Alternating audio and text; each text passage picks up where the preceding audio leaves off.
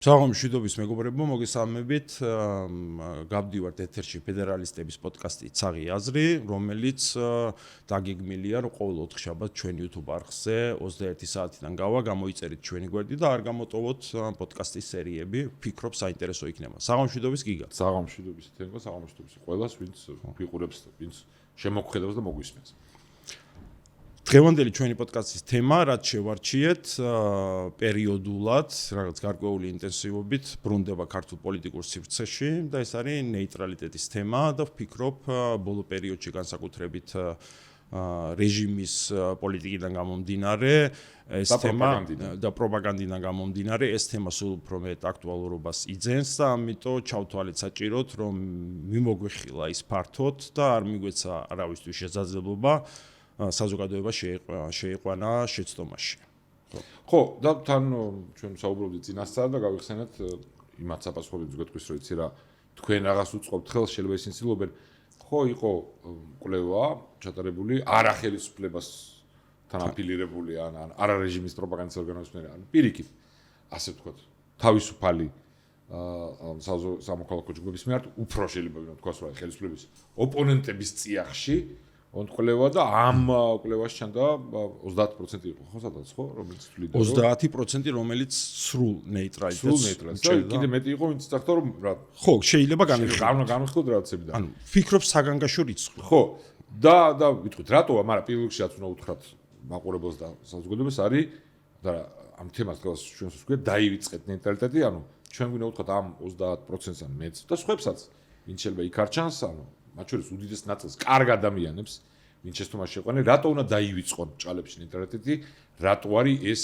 მახე ჩვენი მშვიდობისთვის თავისუფლებისთვის და მოუკიდებლობისთვის ყველაფერთვის თვითონ რისკენაც ეს მიყავთ მაგრამ თან მე მგონი პირველ რიგში ვთქვათ ის რაც იმ კვლევაში ჩანდა და სხვა ფოკუსში და ისეთ საღი აზრის ფარგლებში რომ ელაპარაკები ადამიანებს მათ შორის აქციებზე აი მოსულ ჩემთან ახალგაზრდების რა ჯგუფი იყო მინი დებატებსაც ყოფდნენ და მაგ თემაზე საუბრობდით და რას გულისხმობენ ისინი ნეიტრალიტეტში და ანუ სანგაშო ის კი არ არის რომ ამ ხალხს ესეთი 30% მოღალატე მაგის კი არ ვიძახეთ ქვეყნის ხო არა პირიქით რას გულისხმობენ ეს ხალხი არ რატო არის რატო თვლიან რომ ეს კარგია ხო ეს უნდა ვთქვა ხო რას ნიშნავს ნეიტრალიტეტი ხარ რომ სიტყვიდანაც გამომდინარეობს ხო არ მათთვის რას ნიშნავს ეგ უნდა ვთქვა პირველ რიგში და მე არის რეალობაში არაფერში არ მარტივად რო ვთქვა რა ნუ არაფერში თუ არ ერევი და გააქვს იმის ფუფუნება ფაქტობრივად რომ არ იყო მხარე და განერიდო ყველა კონფლიქტს ნიშნავს რომ იცხოვრო მშვიდად უსაფრთხოდ და კონდო თავისუფალ ქვეყანაში და კონდეს განვითარების შესაძლებლობა რანაირად შეიძლება არ გინდოდეს ეს ადამიანს ხო ხო ამიტომ საგანგაშო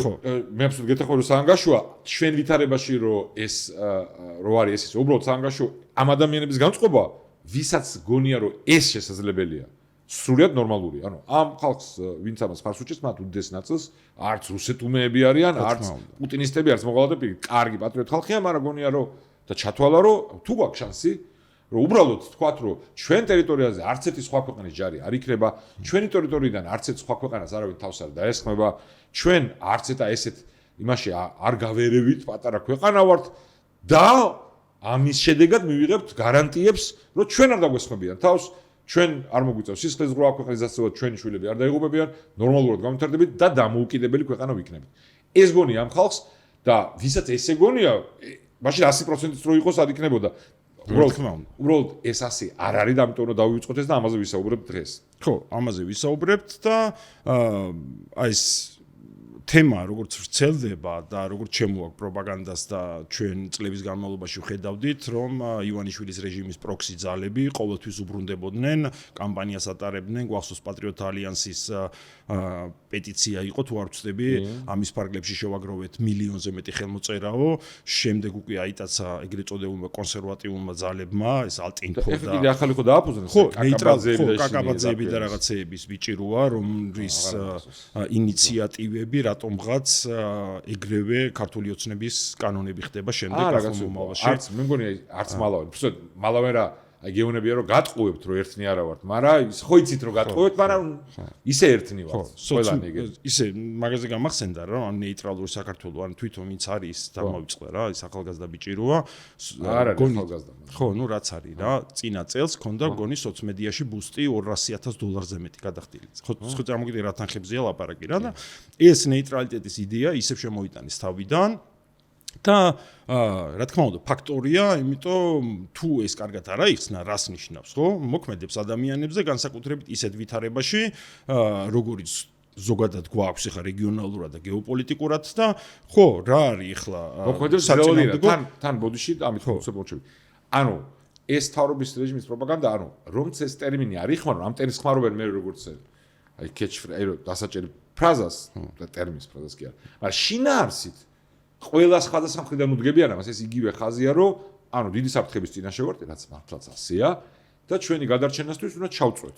ჩვენი გადარჩენისთვის უნდა ჩავწვეთ და აი არიან ჩვენი უპასუხისმგებლო ხელისუფლების ოპონენტები და გარე ძალები და დასავლეთი, ამას პირდაპირ ძახიან, ვისაც უნდა რომ ეს ასე არ იყოს, გამოგვიყენონ და სისხლის გუბები იყოს. ხო, მეორე ფრონტის რიტორიკაც ხო ზუსტად ამაზე. ხო, ზუსტად ამის გაგრძელება და თან არგუმენტი აქვს, როცა ამბობენ, რომ რა არ არსებობს წარმატებული მაგალითები. მაგით უნდა ვილაპარაკოთ მაგაზე. მაგაზე უნდა ვილაპარაკოთ წარმატებულ მაგალითებზე დღეს, წარუმატებელ მაგალითებზე, ვილაპარაკოთ რაღაც სპეციალურ შემთხვევაზე, როგორც ესე ფინეთიზაციას გზას, რომელიც გამოვყავით სპეციალურად ამის მიზეზებსაც ავხსნით დღევანდელ პოდკასტში და მე ვფიქრობ, რომ აი საღი აზრის ფარგლებში თუ რაღაც განსაკუთრებული წინასწარ განწყობით ადამიანი დღევანდელ პოდკასტს არ მოусმენს, ზუსტად აი დასკვნამდე რაც შენ უკვე გაანჟღერე, რომ დაივიწყეთ მეგობრებო ნეიტრალიტეტი, იმიტომ საქართველოსთვის ნეიტრალიტეტი ნიშნავს სისხლისღვრას, განადგურებას, ქართველების გენოციდას, სახელმწიფოებრიობის დაკარგვას, აი ამ დასკვნამდე მივა საღი აზრის ფარგლებში ადამიანი. ხო, წარმატებით დავიწყოთ იქიდან რის გამოც ადამიანების დამატებითი არგუმენტი რაც არის, რომ აი ხო არის ეგეთი ქვეყნები.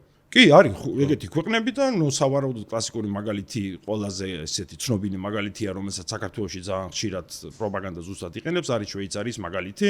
შვეიცარიას აქვს ძალიან ხანგრძლივი დიდხნიანი ნეიტრალიტეტის ტრადიცია, თუმცა ყველაზე მნიშვნელოვანი მომენტი ამ სავარაუდოდ ამ ნეიტრალიტეტის იყო მეორე მსოფლიო ომის პერიოდი, ხო?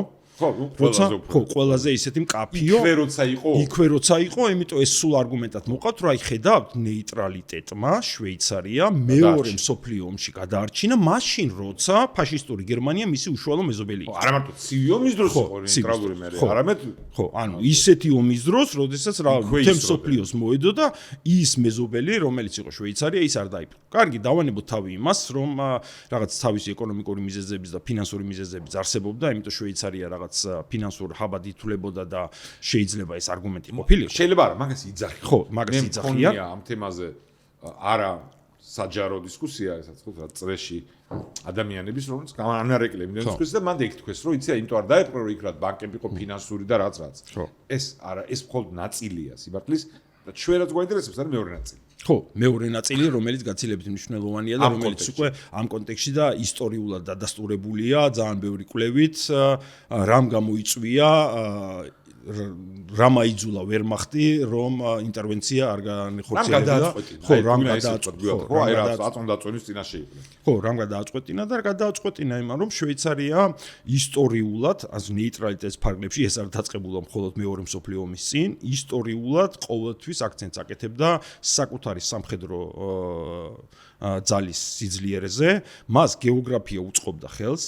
აშენებდა ალპებში უსერიოზულეს კონსტრუქციებს, ეგრეთ წოდებულ რედუტებს, სადაც შესაძლებლობა იყო ხანგრძლივი პერიოდის განმავლობაში ასობით ათასი სამხედრო შეგიყვანა და შესაბამისად ქვეყნის დაცვაზე გეზრუნა და უამრავ რესურსს დებდა, ანუ მიუხედავად იმისა, რომ ნეიტრალური ქვეყანა იყო, დიდარი ქვეყანა იყო, თავისი კაპიტალის ძალიან დიდ ნაწილს დებდა სწორედ ამ ფორტიფიკაციის აშენებაში და ეხლა ცოტა რომ გადავხვდეთ, დღესაც კი, როდესაც მისი სამეზობლო უკვე ყველა მოკავშირეა შვეიცარიას და რომელთაც ღია საზღვრები აქვს, ანუ შენგენს არის მიერთებული, ხო? დღესაც კი თითქმის $7 მილიარდ ხარჯავს შვეიცარია თავდაცვის უნარიანობაზე, დღესაც კი უდიდესი რეზერვისტების არმია, რომელსაც სავალდებულო რეზერვი აქვს, რეგიონალური თავდაცვა აქვს და 150,000 რეზერვისტის, ანუ ძალიან კარგად.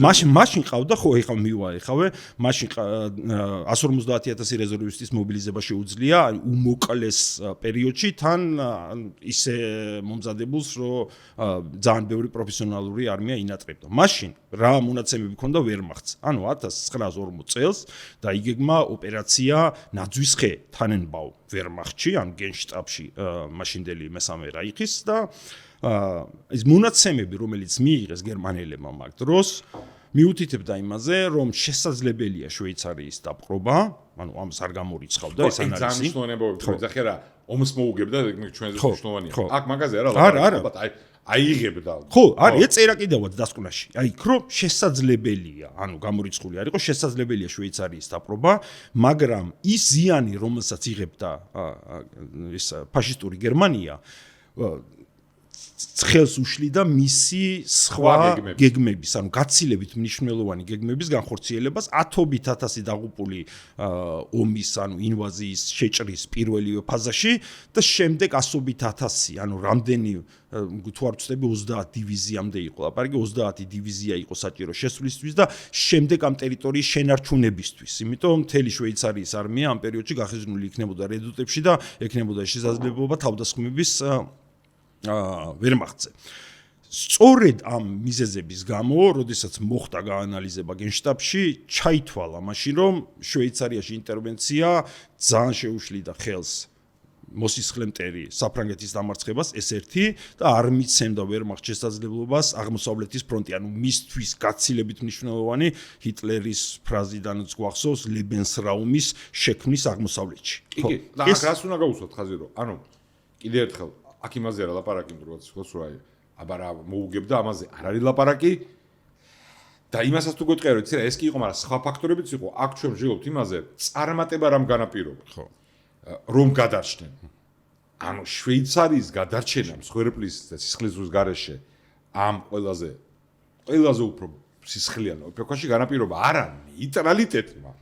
არამედ მზაობამ წინამდებობას. ხო, აი მაგ დროს 1940 წლისთვის, ანუ დასკვნა არსებობს ვერმახტს, რომელსაც უდევს 1939 წელს. ჩვენ წავიკითხავთ, თუ მაგას ვაჩვენოთ. ხო, შეგვიძლია ფრაზა და 1939 წლისთვის 440,000-მდე სრულად მობილიზებული, შეიარაღებული შენაერთი ყავდა, რომელიც იდგა საუკეთესოდ გაწვრთნილი. ანუ 440,000 და პოლიტიკური წინააღმდეგობის გაწევაც, რა თქმა უნდა, არსებობს იქ, რომ ან თითოეული შვეიცარიელი მე მგონი მათი პოლიტიკური პარლამენტში თუ დისკუსია და დანიისგან განსხვავებითაც მივალთ მე მიიღეს გადაწყვეტილება, ანუ არ მიიღეს კაპიტულაციის წინასწარ გადაწყვეტილება. არ მიიღეს კაპიტულაციის წინასწარ გადაწყვეტილება და შვეიცარია დღესაც და მაშინაც ზოგადად ღია საზოგადოება იყო და ესეთი მმართველობის სისტემა აქვს და აი შენ სწორად თქვი, მაშინ ეს დისკუსიები საჯაროდ მიმდინარეობდა.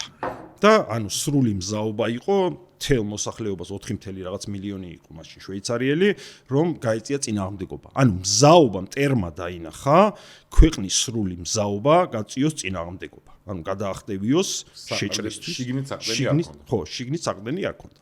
მეორე ასევე ძალიან ცნობილი შემთხვევა, რომელმაც გაამართლა და შეგვიძლია ეს ისტორიულად ეხლა რა, პოსტფაქტუმ რო განვიხილავთ, არის ავსტრიის ნეიტრალიტეტი და ავსტრიის ნეიტრალიტეტი ხო, ცოტა სხვანაირი პრეისტორია ქონდა, როგორ მოხდა, ნუ ავსტრია ჩვეულებრივად რანაირად გადარჩებოდა, ხო, ანშლუსი 38 წელს მოხდა, ხო, სახელმწიფო არ ქონდა და როდესაც დამარცხდა ფაშისტური გერმანია, დაპყრობილი იყო, ბუნებრივად როგორც ფაშისტური გერმანია იყო დაპყრობილი, ისევე იყო ავსტრია დაპყრობილი ომში გამარჯვებულების მიერ, ხო? ანუ საბჭოთა კავშირიც იქ იყო. ხო. და 50-იან წლების დასაწყისში, როცა ცივი ომი დაიწყო და ურთიერთობა კიდევ უფრო რადიკალურად დაიძაბა, საბჭოთა კავშირში შიშობდნენ, რომ მათთვის ლოგისტიკურად, გეოგრაფიულად ავსტრია გაცილებით რთული ქვეყანა იყო მომარაგების თვალსაზრისით, სამხედრო ოპერაციის, ხო, თუ დაიწყებდნენ, არსებობდა ეს რისკი მაშინ და სტალინის გარდაცვალების შემდეგ მაშინ იქნა გადაწყვეტილება მიღებული, რომ ნეიტრალიტეტზე შეუთანხმდეთ ამერიკელებს, ფრანგებს და ბრიტებს, იმიტომ რომ ნეიტრალური ავსტრია ჯობია ამერიკულ ავსტრიას. ანუ ეს რისკი არსებობდა, რომ ისინი ვერ შეძლებდნენ საკუთარი პოზიციების დაცვას ავსტრიაში. ხო, ანუ საბჭოთა კავშირში. მოკავშირეები ხო. ჯერ კიდევ ტექნიკურად მათ მოკავშირეებს დასავლეთ ზარბაში ერთმანეთის ლიდერობით წინააღმდეგობის გაწევას აპირებდნენ. აპირებდნენ, რა თქმა უნდა. იქ. ხო, ნუ არა წყობდათ, ეხა თავის გავლენის სფეროში ყოფილიყო, ანუ ამან განაპირობა. ხო, ამან ნეიტრალიტეტმა კი არა დაიცვა ავსტრია. ნეიტრალიტეტი ჭყალებში ამ კონტექსტში შესაძლებელი გახდა იმის გამო, რომ მისი თავისუფლების მტერს და პოტენციურ საფრთხეს ჰქონდა წინააღმდეგობის რისკი. რა თქმა უნდა. მოკავშირეებისგან და გეოგრაფიის გამო. ხო. და ანუ დათანხმდა ნაკლებს, რომ ყველაფერი არ დაეკარგა. ზუსტად ესე იყო. ანუ ავსტრიის ძალიან ისეთი განზოგადება რო გაჭირდება, ცოტა ისეთი მაგალითია ნეიტრალიტეტის და გვაქვს კიდე ერთი შემდეგი მაგალითი, რომლის განხილვასაც ახლა ამოვიწერეთ და გვინდოდა არის შვედეთის ნეიტრალიტეტის მაგალითი, იმიტომ ხანგრძლივი ტრადიცია ჰქონდა რა შვედეთსაც ძალიან დიდი ხნის განმავლობაში იყო, როდის გახდა ნატოს წევრი, უკრაინაში რუსეთის შეჭრის შემდეგ შეიტანა განაცხადი.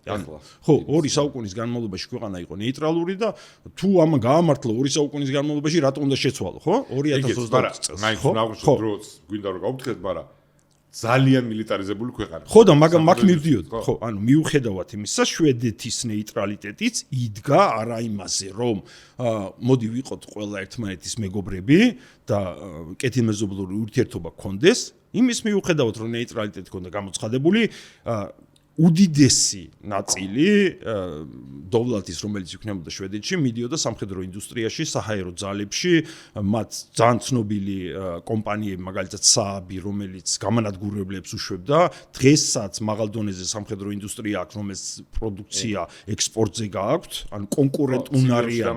ხო, ცივი დასრულების შემდეგ, ხო, ნუ ეგ მაგრამ მე ხა რევერსი ხდება. რევერსი ხდება ისე. ანუ შვედეთმაც, როცა ნეიტრალიტეტზე ვლაპარაკობთ, ანუ გამართლებული წარმატებული მაგალითით, ნეიტრალიტეტი შეძლო მხოლოდ იმიტომ ამ პერიოდის განმავლობაში, რომ თვითონ ქვეყნის შიგნით არსებობდა საზოგადოებრივი და პოლიტიკური მზაობა, გაეწიათ წინააღმდეგობა, იყვნენ ამისთვის მზად, მათ შორის გეოგრაფიაც ნაწილობრივ უწყობდა ხელს და შეიარაღებული ძალები და ყველაფერი რაც საჭიროა თავდაცვისთვის. კი, და გეოგრაფიიდან პირდაპირ გავდივართ სპეციალურ შემთხვევაში. სპეციალურ შემთხვევაში ხო, გადავიდეთ და ამასაც ეხა აუხსნით, რატო გამოვყვავით სპეციალურად, იმიტომ საქართველოში არსებობს ხო, ეგრეთ წოდებული რეჟიმის პროქსი ძალები, რომლებიც პირდაპირ ნეიტრალიტეტის იდეას აღღერებენ და ექსპერტთა, ხო, უფროშორს მიდიან და გაცილებით დახვეწილი ექსპერტთა წრეები, რომლებიც ამბობენ, რომ აი ნახეთ ფინეთიზაცია ან ფინლანდიზაცია, როგორც და ისე დაუძახოთ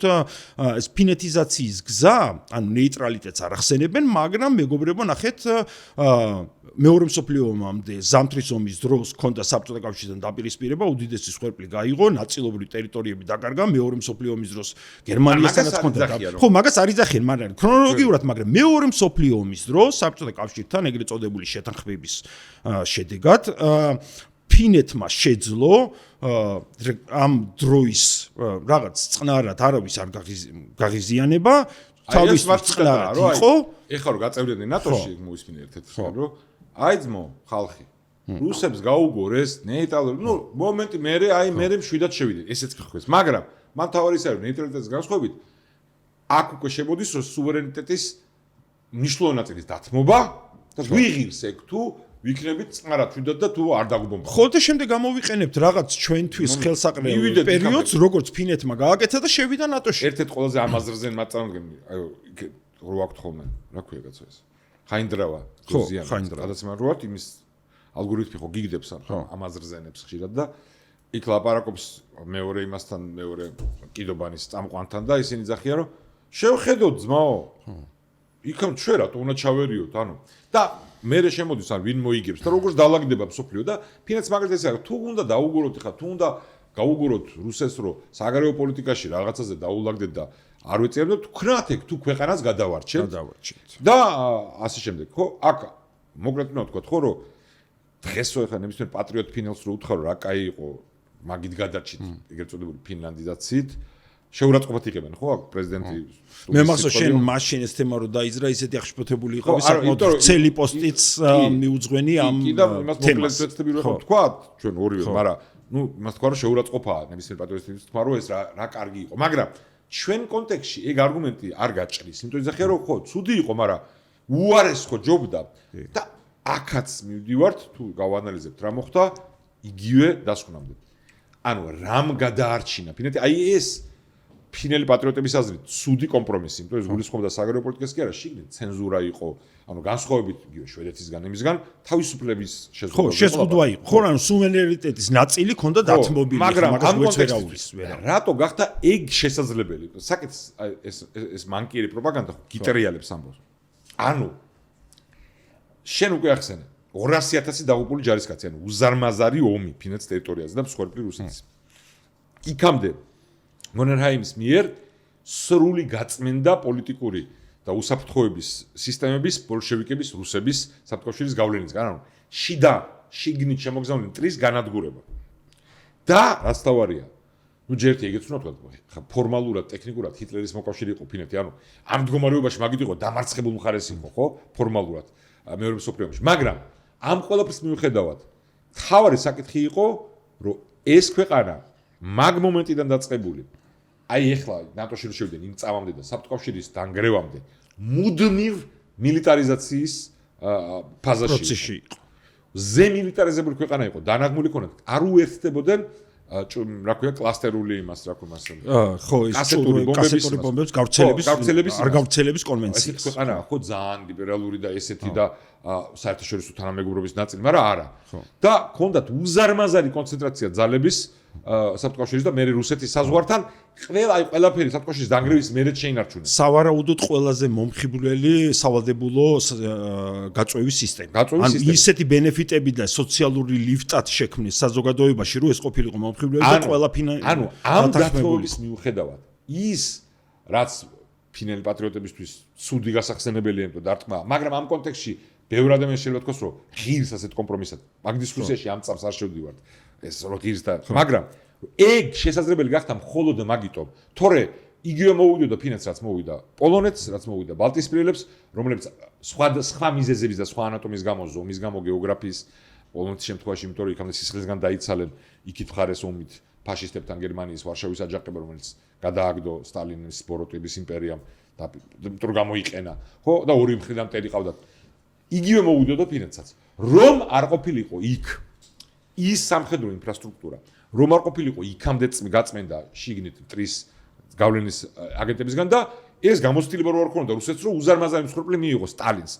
ამ შავრაზმელების ერთ-ერთ ფიგურასთან ხო რა დებატებიც ქონდა სწორხაზის და ეს რო ვახსენე, ეს არ მოეწონეს. ხო. ახლა შეელო სტალინს და იმიტომ არ ქნაო. ანუ კეთილი იყო სტალინი და 200,000 ჯარისკაცი უბრალოდ საფლავში არ აინტერესებდა. და როგორ არ აინტერესებდა, ვნახეთ ხო ეხლაც კი. მაგრამ ანუ ისევ ეს კვაზი ვითომ წარმატებული მაგალითად, რომ წარმატებული მაგალითად მე შვეიცარიას ვთვლი. ფინეთი ახლა ჰიტლერის მოკავშირე იყო და ფასი გადაიხადა ამაში. მაგრამ ამ კონტექსტში ყველა წარმატებული მაგალითად ფინეთი. რა აერთიანებს მათ? არა ნეიტრალიტეტი. არა სუვერენიტეტის დათმობა და რაც ეგ არა აქვს. სხვანაირი მაგალითებია, ხო? შვედეთს არანაირი სუვერენიტეტი არ ქონდა დათმობილი. არც საგარეო პოლიტიკაში, არც შიგნით არაფერი. არც შვეიცარიას. არა აერთიანებს ერთი რამე. გეოგრაფიულად მოკავშირეების ყოლა და ამაზე უფრო წინ ქვეყნის თავდაცუნარიანობა, სამხედრო და პოლიტიკური თვალსაზრისით. თავარი კომპონენტი. ხო, ანუ ისიც ავსტრიისთვის სხვა ყოფილიყო, შეიძლება სხვა შედეგი დამთავრებულიყო. მაგრამ ავსტრიის ნაწილზე ყავდა, ხო? ავსტრიის ნაწილზე ეგ არ მიხსენებია, მაგრამ არც ავსტრიაში იყო განსხვავებული ვითარება. ანუ საკუთარი თავდაცვის უნარიანობის გაძლიერება ავსტრიისთვისაც პრიორიტეტი იყო. ამაში ხოდი მეორე მსოფლიოს მერე მყისიერად, ხო? ანუ იქ შენ მყისიერად ვერ შეძლებ დაპრობილი. უნდა იყო მზად რო დაიცვა თავი, რომ ტერმა როგორი შენზე დიდი არ უნდა იყოს და როგორი გარანტირებული არ უნდა ქონდეს მოგება, შენი მზაობა წინამდებობის არის ფაქტორი, რომელიც გაძლევს შანსს, რომ სისხლის რო არ დაგჭირდეს. და ამასთან ერთად მოკავშირეების ყოლა, რომლებიც წინამდებობის გაწევას თუ კარგია თუ იქვე არის თუ არა და რაღაცა დოზით მაინც რომ შენ იმის ბანაკში იყო. იმიტომ რომ ამ ყველაფერს უყურებს შენი მტერი და თუ ხედავს რომ ეს კომპონენტები არ აქვს, თითქმის გარანტირებულია რომ გაგანადგურებს. ზუსტად, იმიტომ აი ხა შვედეთიც კარგი მაგალითია რა, მიუხედავად ნეიტრალიტეტისა, რაც დღეის მდგომარეობით უკვე ისტორიულად ვიცით დადასტურებულად მთელი ამ პერიოდის განმავლობაში ნატოს დაზვერვასთან თანამშრომლობდა. ხო, იმ ბანაკის ნაწილი იყო და ხო, კიდევ ეგეც რომ თქვა, როგორც კი ჩათვალეს რომ მომენტუმი არის შესაბამისი, შევიდნენ ნატოში. თუ ნეიტრალიტეტი იცავდა და თუ პრობლემა არ ქონდა შვედეთს, რატო შედიოდნენ მაშინ ახლა ნატოში? და ამიტომ პირდაპირ ლოგიკურად გადავიდეთ იმ შემთხვევებზე, სადაც ნეიტრალიტეტმა არაფერს არ უშველა. ხო, არაფერს არ უშველა იქვე ახლოს. და უნდა ძალიან ჩემი აზრითა ძალიან მარტივად გამოიკვეთება, რატო არ უშველა? ანუ ესეც ხო ნეიტრალიტეტია, ისიც ნეიტრალიტეტია. მტერი ბევრ შემთხვევაში იდენტური იყო, ხო და ერთ შემთხვევაში ნეიტრალიტეტმა დაიცვა, მეორე შემთხვევაში ვერ დაიცვა და საუკეთესო მაგალითი ალბათ არის წარუმატებლობიდან ბელგია, იმიტომ ძალიან ხანგრძლივი ნეიტრალიტეტის ისტორია ჰქონდა ჯერ კიდევ მე-19 საუკუნის დასაწყისში, როცა პრუსია დაეთანხმა მის ნეიტრალიტეტს და პირველივე მსოფლიო ომში პრუსიის სამართალმემკვიდრედ გერმანიამ დაარღვია ბელგიის ნეიტრალიტეტი, იმიტომ მისი სტრატეგიულ ინტერესებს შეესაბამებოდა ბელგიის ტერიტორიის დაკავება. ხო. და დანიასაც იგივე შეიძლება. დანიასაც ჰქონდა სხვა შორის ამ დროს უყურებთ მაინტერესებდა ამ ტერმინზე ფინალიზაცია და იზახტე რომ რეტროაქტიულად თქო დანიის პოლიტიკასაც გერმანიის მიმართულებით ფინალიზაციას ეძახდნენ. ანუ კოორდინირება, არაფერში არ გაღიზიანება, საგარეო პოლიტიკაში ანგარიშის გაწევა 70-იან წლებიდან მე-19 საუკუნის. მაგრამ მაინც ორივე და ზედ ჰოლანდიაც შეგვიძლია ვახსენოთ, ყველა სამივე ეს ნეიტრალური ქვეყანა იქნა ძალით, სისხლით დაპყრობილი მეორე მსოფლიო ომის დროს 1940 წელს. ბელგია, დანია, ნიდერლანდები. სამი რა აერთიანებთ ამ სამ ქვეყანას? აერთიანებდათ ის, რომ საერთოდ არანაირი მზაობა გააჩნდათ, წინააღმდეგობა გაეწიათ. ანუ დანიამ საერთოდ ოფიციალურად განაცხადა და 6 საათის განმავლობაში დანებდა. ანუ ეს უპრეცედენტო დანებება ფაქტობრივად ნიდერლანდებთან რამდენიმე დღე გაგრძელდა, იმიტომ დაბომბვის შემდეგ უკვე არანაირი წინააღმდეგობის გაწევა შეეძლო.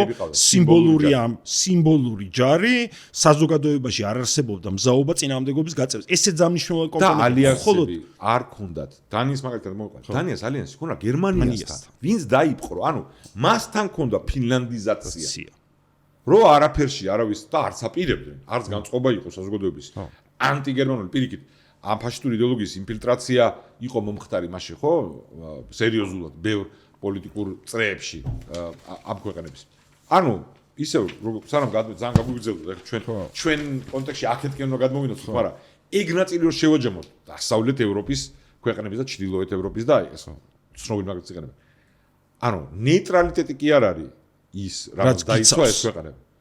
არამედ დაიცვა აი იმ ფაქტორებმა რაც ჩამოთვალეთ და კიდევ ერთხელ გავიმეორებ. თავდაცუნარიანობა, სამხედრო, ქვეყნის შიგნით მტრის გავლენების განეიტრალება და სადაც შანსია მოკავშირეების მაქსიმალური ყოლა. ხო. მათ შორის არაფორმალურადაც სადაც მიგიწუდება ყველანაირი უნდა გამოიყენოს. რომ ტერმა, რომელიც შენზე დიდია, შენზე ძლიერია, არ ჩათვალოს მიზანშეწონილად და შესაძლებლად შენზე თავდასხმა. როგორი ტერიც არ უნდა იყოს, ახლა მე იტყვიან რომ ახლა რუსებს არ აღელვებთ რა მსხვერპლი ექნება და შემდგომ ერთი არ არის ეგრე უტრირება, მაგრამ ყველა ვარიანტში რისკების შეფასებისას როცა 1000 სხვა ფრონტი აქვს შენ ტერს და ჩვენ ვიცით რომ სხვა ფრონტები აქვს, ხო? უამრავი. ხო, პირიქით ეს ვითარება ჩვენ გვაძლევს შანსს რომ ვერ გარისხოს ტერმა შემოსვლა, ოღონდ მხოლოდ მაშინ თუ ამას ვაკონტროლებთ, მაგრამ ისევ ძალიან შეცვლად წავიდეთ მაგას და უბრუნდებით. თავარი ამბავი რომ ნეიტრალიტეტი გვიხსნის არის აი ამ მაგალითებზე სიცრუე. და მე გადმოვიდეთ ჩვენ რეგიონში. ანუ ნეიტრალიტეტი ეს ფორმალურად არავის არ იცავს მისი მთავარი შემადგენელი რაც არის და განმაპირობებელი დაცვა. ნეიტრალიტეტი ჭირდება დაცვა სამხედრო ძალით და მზაობით. ხო, ჩანს და ამიტომ ეხლა რა ჩვენ ხო რაღაც ისტორიული მიმოხილვის პოდკასტი არ გვაქვს, გვაინტერესებს რა ხო მიმდინარე და რა გავლენა აქვს ჩვენ კონტექსტში საქართველოსთან მიმართებით ამ ქვეყნის პირველ რიგში პატრიოტები და გულშემატკივრები ვართ და ჩვენი ბედი გვადარდებს ხო და პოსტსაბჭოთა სივრცეს თუ განვიხილავთ ხო საბჭოთა კავშირის დანგრევის შემდეგ რა გამოცდილებები დააგროვეს ეგრეთ წოდებულმა ყოფილმა საბჭოთა კავშირის რესპუბლიკებმა საქართველოსზე შეგვიძლია ვილაპარაკოთ. ჯერ ცხოვდა საქართველოსი საქართველოს, უკრაინა, მოლდოვა, აზერბაიჯანი ნაწილობრივ, სომხეთი. ხო, ეს არის სომხეთი, სადმო ხო. ხო, ძირითადი მაგალითები. ხო, ნეიტრალიტეტი არა, მაგრამ ნუ ამ კონტექსტში მოდის რა, იმის მოკავშირეობა ფაქტობრივად, იმიტომ ესენი ცხომ უფრო მეტი სამხედრო მოკავშირე. იმიტომ ეგ ნეიტრალიტეტის ნაწილი ხო მაგითაც გრძელდება ერთი მხარე ხო იმას ამბობს, რომ რავი, დავლაგდეთ რა ამათან ნორმალურად რა. იქნებ შეიძლება ეს დალაგება რა.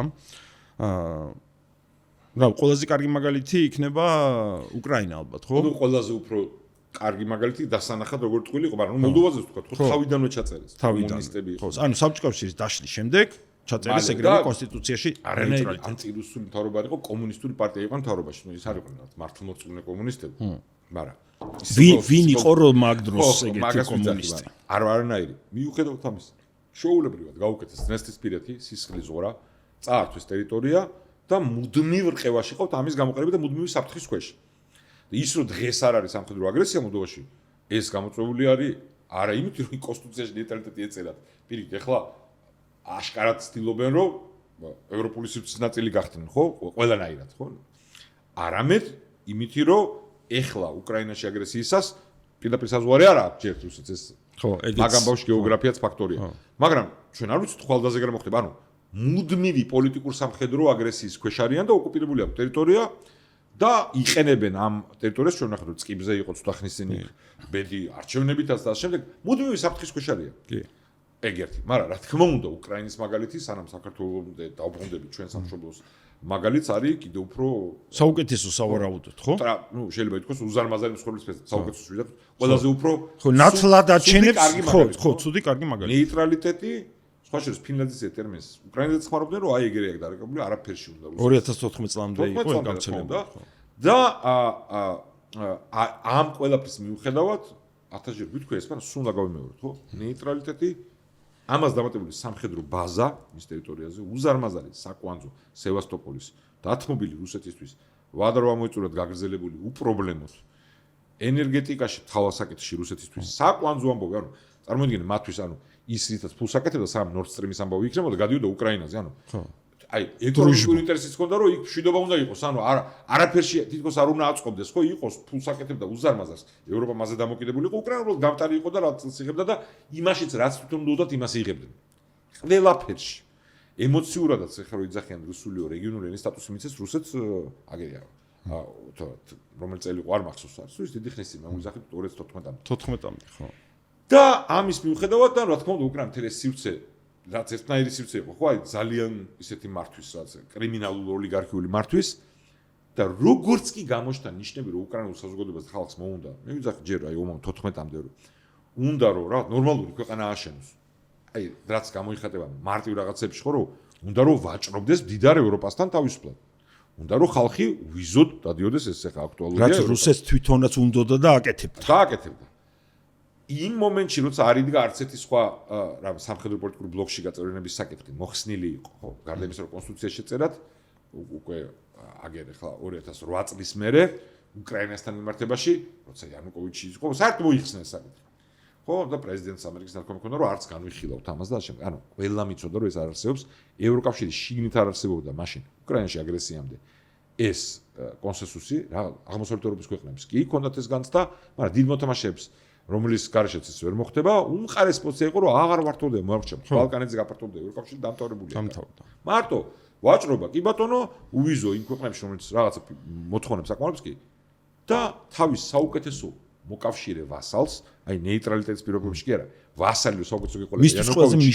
ყველაზე უფრო მისაღებს, ამაზე უფრო მეტი ეხა ის მის სამშობლოს სისხლისგან ცლის აგრესიით რუსეთი და ეხლა რუსეთში არის იანუკოვიჩი ანუ მოღალატეა დეფინიცია მოღალატის ხო იანუკოვიჩი ეგეთ კაცი ყავდათ და მასაც კი უნდოდა რომ შეინარჩუნება ძალაუფლება და ამიტომ არ უნდა წინამდე გასვლა და აიძულეს ღალატი ბოლომდე ჩაედინა და ეთქვა თავის ქვეყნის რომ აი ეგეთ გადაწყვეტილებებსაც კი ვერ მივიღებთ რომ უვიზოდ ვიაროთ ევროპაში თავისუფლად და ვივაჭროთ და ამის მერე ამბოხდა უკრაინელი ხალხი და ამისთვის ჯის რუსეთი ანუ ნეიტრალიტეტი არათუ არ უშველა.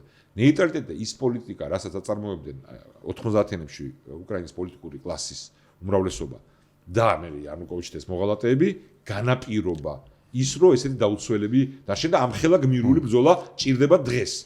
პირიქით არის ყველაფერი. ანუ ამან მიიყვანა ამ საფრთხებამ. პოზიტიური ვალდებულება გააჩნდა ბუდაპეშტის რეფერენდუმიდან, ხო, მემორანდუმიდან, მისი ტერიტორია, ხო, რუსეთს მისი ტერიტორიული მთლიანობა პატივი ეცა. თქვათ მაგას ხო იყენებენ კომენტს რომ რატო არ დაიცვა ბუდაპეშტის მემორანდუმი არ არის ნატოს წევრობა არ იყო რომ ვალდებულება ყოფილიყო ვინმესი რომ სამხედრო დახმარება გაეწია. მაგრამ განაცხადი რომ ტერიტორიული მთლიანობას პატივს სცემთ. ანუ და ეხა ისინი პატივს სცემენ კი არა შეიძლება ვიკამათოთ და დღეს ეს ძალიან აქტუალური არის. როცა ლაპარაკობთ რომ არასაკმარისად დაგვიანებით ეხმარებიან უკრაინას.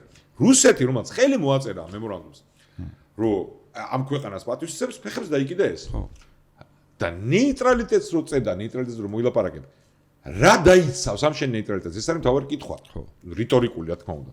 და უკრაინის შემთხვევა გვაჩვენო, რომ ვერაფერი გარდა შენი თავდაცვისუნარიანობის და გარდა ძლიერი მოკავშირეებისა, რომლებიც მტერს დაუპირისპირდებიან, ან პირდაპირ, ან ირიბად მაინც. მტერს ანუ რუსეთს, იმიტომ ყველა ვიცით რომ ამაზე ვლაპარაკობთ. და ჩვენ მაგალითზე მოვდივართ საქართველოს მაგალითამდე. ხო, საქართველოს მაგალითამდე ისტორიულად შეგვიძლია მე-20 საუკუნის დასაწყისში ფაქტობრივად მივდივართ 1920 წელი, ხო? შეთანხმება სამშვიდობო შეთანხმება რუსეთთან. რუსეთთან, რომელზეც ეხა დავა ისტორიკოსებს შორის იყო თუ არა ეს კლასიკური ნეიტრალიტეტი, სავარაუდოდ არ იყო, დავარქვა კვაზი ნეიტრალიტეტი, ან ხო. ამ დოკუმენტის გამო არ იყო, რომ ჩვენთვის ტრაგიკული იყო ინგლისური ჯარების გასვლა და ეს არ მომხდარა ამის გამო. ხო, ამის გამო არ მომხდარა, ეს იყო პირველი მსოფლიო ომის მერე ბრიტანეთის იმპერიის კრიზისში და ირანში დაპირისპირდა რუსეთთან, ანუ რესურსები ეყოფოდა თუ არა, ანუ ისე არ უნდა გაგვიგოს არავინ, თქოს რომ ძახთ რომ ამის გამო დაიღუპა, მაგას არ ვამბობთ რომ ამის გამო. ოღონდ ეგ აჩვენებს იმას, ხო, კვაზი ნეიტრალიტეტი იყო, ხო, ვალდებულებები იყო, რომ ერთმანეთის ტერიტორია ერთმანეთის წინამდე გარიქნება გამოყენებული. გასაგებია რომ რუსეთის სამოქალაქო ომის კონტექსტი იქონა ბოლშევიკების სტალინურ ლენინურ ხელისუფლებას, მაგრამ ამ შემთხვევაში ჩანაწერი ნახოთ, რომ პატივისცემა ერთმანეთის მას არ გამოიყენებთ. მეტიც ითხოვდენა ბოლშევიკების უფლებების, ანუ აღიარებას და მათ ანუ ყველაფერის გაგორება მოხდა და ჩვენ გვაქვს ხო ცნობილი ჩანაწერი საქართველოს ელჩის მაშინდელი შეხვედრა 1920 წელს ლენინთან, ხო? რას ამბობს? თვითონაც იცოდნენ, რომ გულუბრყვილობა არ იყო, რომ დობარშევ რუსეთს, უღონდ იმედი ქონათ, რომ იქნებ დრო მოიგონ ცოტა და ეგეც არ აღმოჩნდა, პირიქით აღმოჩნდა ეგ ყველაფერი. ნოე ჟორდანიამ დამავალა მე მომეხერხებია როგორმე მოსკოვში მისვლა და საბჭოთა მთავრობასთან მოლაპარაკება. ვინახულე ლენინი და ჩემი მისია გავაცანი. ქართველი მენშევიკები მიპასუხა მან, სულ სხვა ხალხი ხართ. თქვენთან მუშაობა შეიძლება, მაგრამ იმ აუცილებელი პირობით, რომ თქვენი ტერიტორია არ იქნება გამოყენებული უცხო ჯარების მიერ საომარ ბაზად ჩვენს წინამდე. ხელშეკრულების ტექსტის შედგენა ადვილად მოხერხდა. არც საზღვრების საკითხს გამოუწვევია დიდი დავა. შეიძლება იმიტომ, როგორც შემდეგ ერთმა გლეხმა მითხრა ციხეში, რატომ დაგიწყებდნენ დავას, თურმე მთელ საქართველოს ერთად წაღებას ფიქრობდნენ. 7 მაისს ხელი მოაწერეთ ხელშეკრულებას. ბოლშევიკების გულწრფელობა არასდროს არ გწამდა. მათ ბუნებას ჩვენ კარგად ვიცნობდით. ვიცოდით, რომ მათი ნდობა არ შეიძლებოდა, მაგრამ თუ ასე ცინიკურად დაარღვევდნენ ხელშეკრულებას და ისიც ისე მოკლე ხანში, ამის დაჯერება კი ძნელია. ანუ რაც მოგვიტანა შემდეგ ამ შემოჭრამ საქართველოს და საქართველოს ოკუპაციამ, ნახეთ 70 წლიანი ტყვეობა, როდესაც ფაქტობრივად ყველაფერი გამოშიგნეს ამ ქვეყანას, რაც იყო ქართული, ხო? ხო, ნუ გამოშიგნეს კი არა. ასობით ათასი დახურეტილი გადასახლებული გაუბედურებული ოჯახი, ასობით ათასი და per capita ერთ-ერთი ყველაზე დიდი მსხვერპლი მეორე მსოფლიო ომში ჩახოცილების ჩვენ და ქართველების. ამ ყველაფრის ფასად 400,000-ზე მეტი. ხო, და განადგურებული სასულიერო და საერო ელიტა, დანგრეული საზოგადოება, გატეხილი თავისუფლების ყველანაირი ზიანი დღემდე ზოგჯერ ზედმეტად შევით ხოლმე ამას რომ ყველაფერს ვაბრალებთ საბჭოთა მემკვიდრეობას და ეგ ცოტა ის არის პასუხისმგებლობა გვაქვს დღეს ჩვენ, მაგრამ ფაქტია რომ ეს მემკვიდრეობა ამ შხამის, ამ ტერორის, ამ სისხლის უმძიმესი რამეა გადასახადა დანახება. თუმცა ეს არ არის უსაფუძო ბრალდება ჩვენ საქართველოს მაგალითთან არ გვჭირდება მარტო ამოსვლა შეგვიძლია აღმოსავლეთ და დასავლეთ გერმანიის მაგალითი ავიღოთ ძალიან კლასიკური 30 წელი უდიდრეს ქვეყანა დღემდე არ არის გადალახული ეს წინამდე როგორი დახმარებების და სუბსიდიების პირობებში ანუ წარმოუდგენელი და რა ხდება ეხა დღეს რო გამყოფი ხაზი ნახო თქვათ მოფაშისტო ძალები სად არიან ძლიერები გერმანიაში ზუსტად რა გამყოფი ხაზი იმას ემთხვევა კაცობრიობის ახალი ისტორიის და უფრო ფართოდაც ორი ყველაზე დიდი ბოროტება ჰიტლერული ფაშიზმი და საბჭოთა სტალინურ-ლენინური ბოლშევიზმი, კომუნიზმი, რო აიღო თანაზომადია, თქოს რაოდენობით მსხვერპლის უფრო რა თქმა უნდა, მაგრამ კიდევ უფრო დიდი არის, დღეს ხედავთ, რომ ამის ეს შხამი კიდევ უფრო გრძელვადიანი დასახიფათოა, ანუ არც რა თქმა უნდა. იმ შხამს კი არ ვამცრობ რამენერად, არანაირად. მაგრამ ხო მინიმუმ შეგვიძლია ვთქვათ, რომ თანაზომადია და ხედავთ ეს მოგვიტანო მაგ ამბავმა, ანუ არ გვიშველა, ისევ კვაზი ნეიტრალიტეტი შეგვიძლია დავარქვათ, რა დავაც არ უნდა იყოს, არათუ სამშვიდობო შეთანხმება, სადაც მოხდა გარანტირება, რომ ამ ტერიტორიის გამოყენება არ მოხდება და არც მოხდებოდა რუსეთის წინააღმდეგ, ხო, ბოლშევიკური საბჭოთა რუსეთის წინააღმდეგ და მივიღეთ რაც მივიღეთ და ისევ მარტო ისტორიულ მაგალითებზე ხო არ არის, ხო, გადმოვახვიოთ, ხო, მოვიდა თანამედროვე ეპოქა, ბოროტების იმპერია დამარცხდა ცივონში და დაინგრა, თავისუფალი სამყაროს წინამდე გაპირისპირების, ამაში წვლილი შეიტანა ქართულმა ხალხმაც და აღდგა დამოუკიდებლობა და თითქოს ახალი რაღაცა რუსეთი ანტიკომუნისტური დემოკრატიული რეფორმატორები, ახლა აქედან მე ვიხსენებდი ახალგაზრდა რო ვიყავი ახლა რაღაცა გაიდარს და იმათ დისკუსიას რო უსმენდი, ანუ ისეთ გავლენა იყო რომ ანუ განსთა რომ აი ნახე ეს თანამედროვე ხალხია, ამათ უნდა თავისუფალი ქვეყნის აშენება და საფრთხის ამბავი არ არის და იყო რა რეტროგრადები და ესენი. და უცებ და ხო, ეგეც უნდა ვთქვა.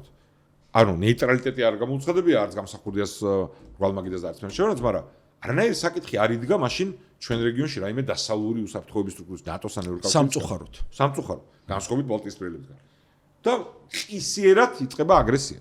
საქართველოს ცხინვალის რეგიონში ჯერ გამსახურდიას ხელისუფლების დროს და შემდეგ უკვე შევარნაძის ხელისუფლების დროს აფხაზეთში, იქ ეთნიკური წმენდა, აქეთ გენოციდი და ქართველების პირდაპირ სამხედრო აგრესია და ისევ ნეიტრალიტეტის თემას სადუბრუნდებით, ხო?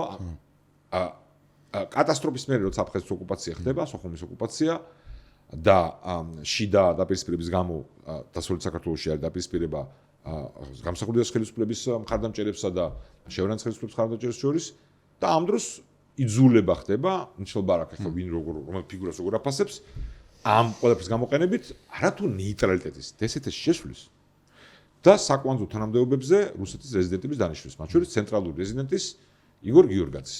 ხო, დეკლარირებული, ანუ აი ხა ნეიტრალიტეტს ვიღაც მეტყვის აშუაშეო. ხო, თავშია ნეიტრალიტეტი კი არა, პირდაპირ კაცი იმთავრობის წარმომადგენელი. გაცილებით შორს წავიდა.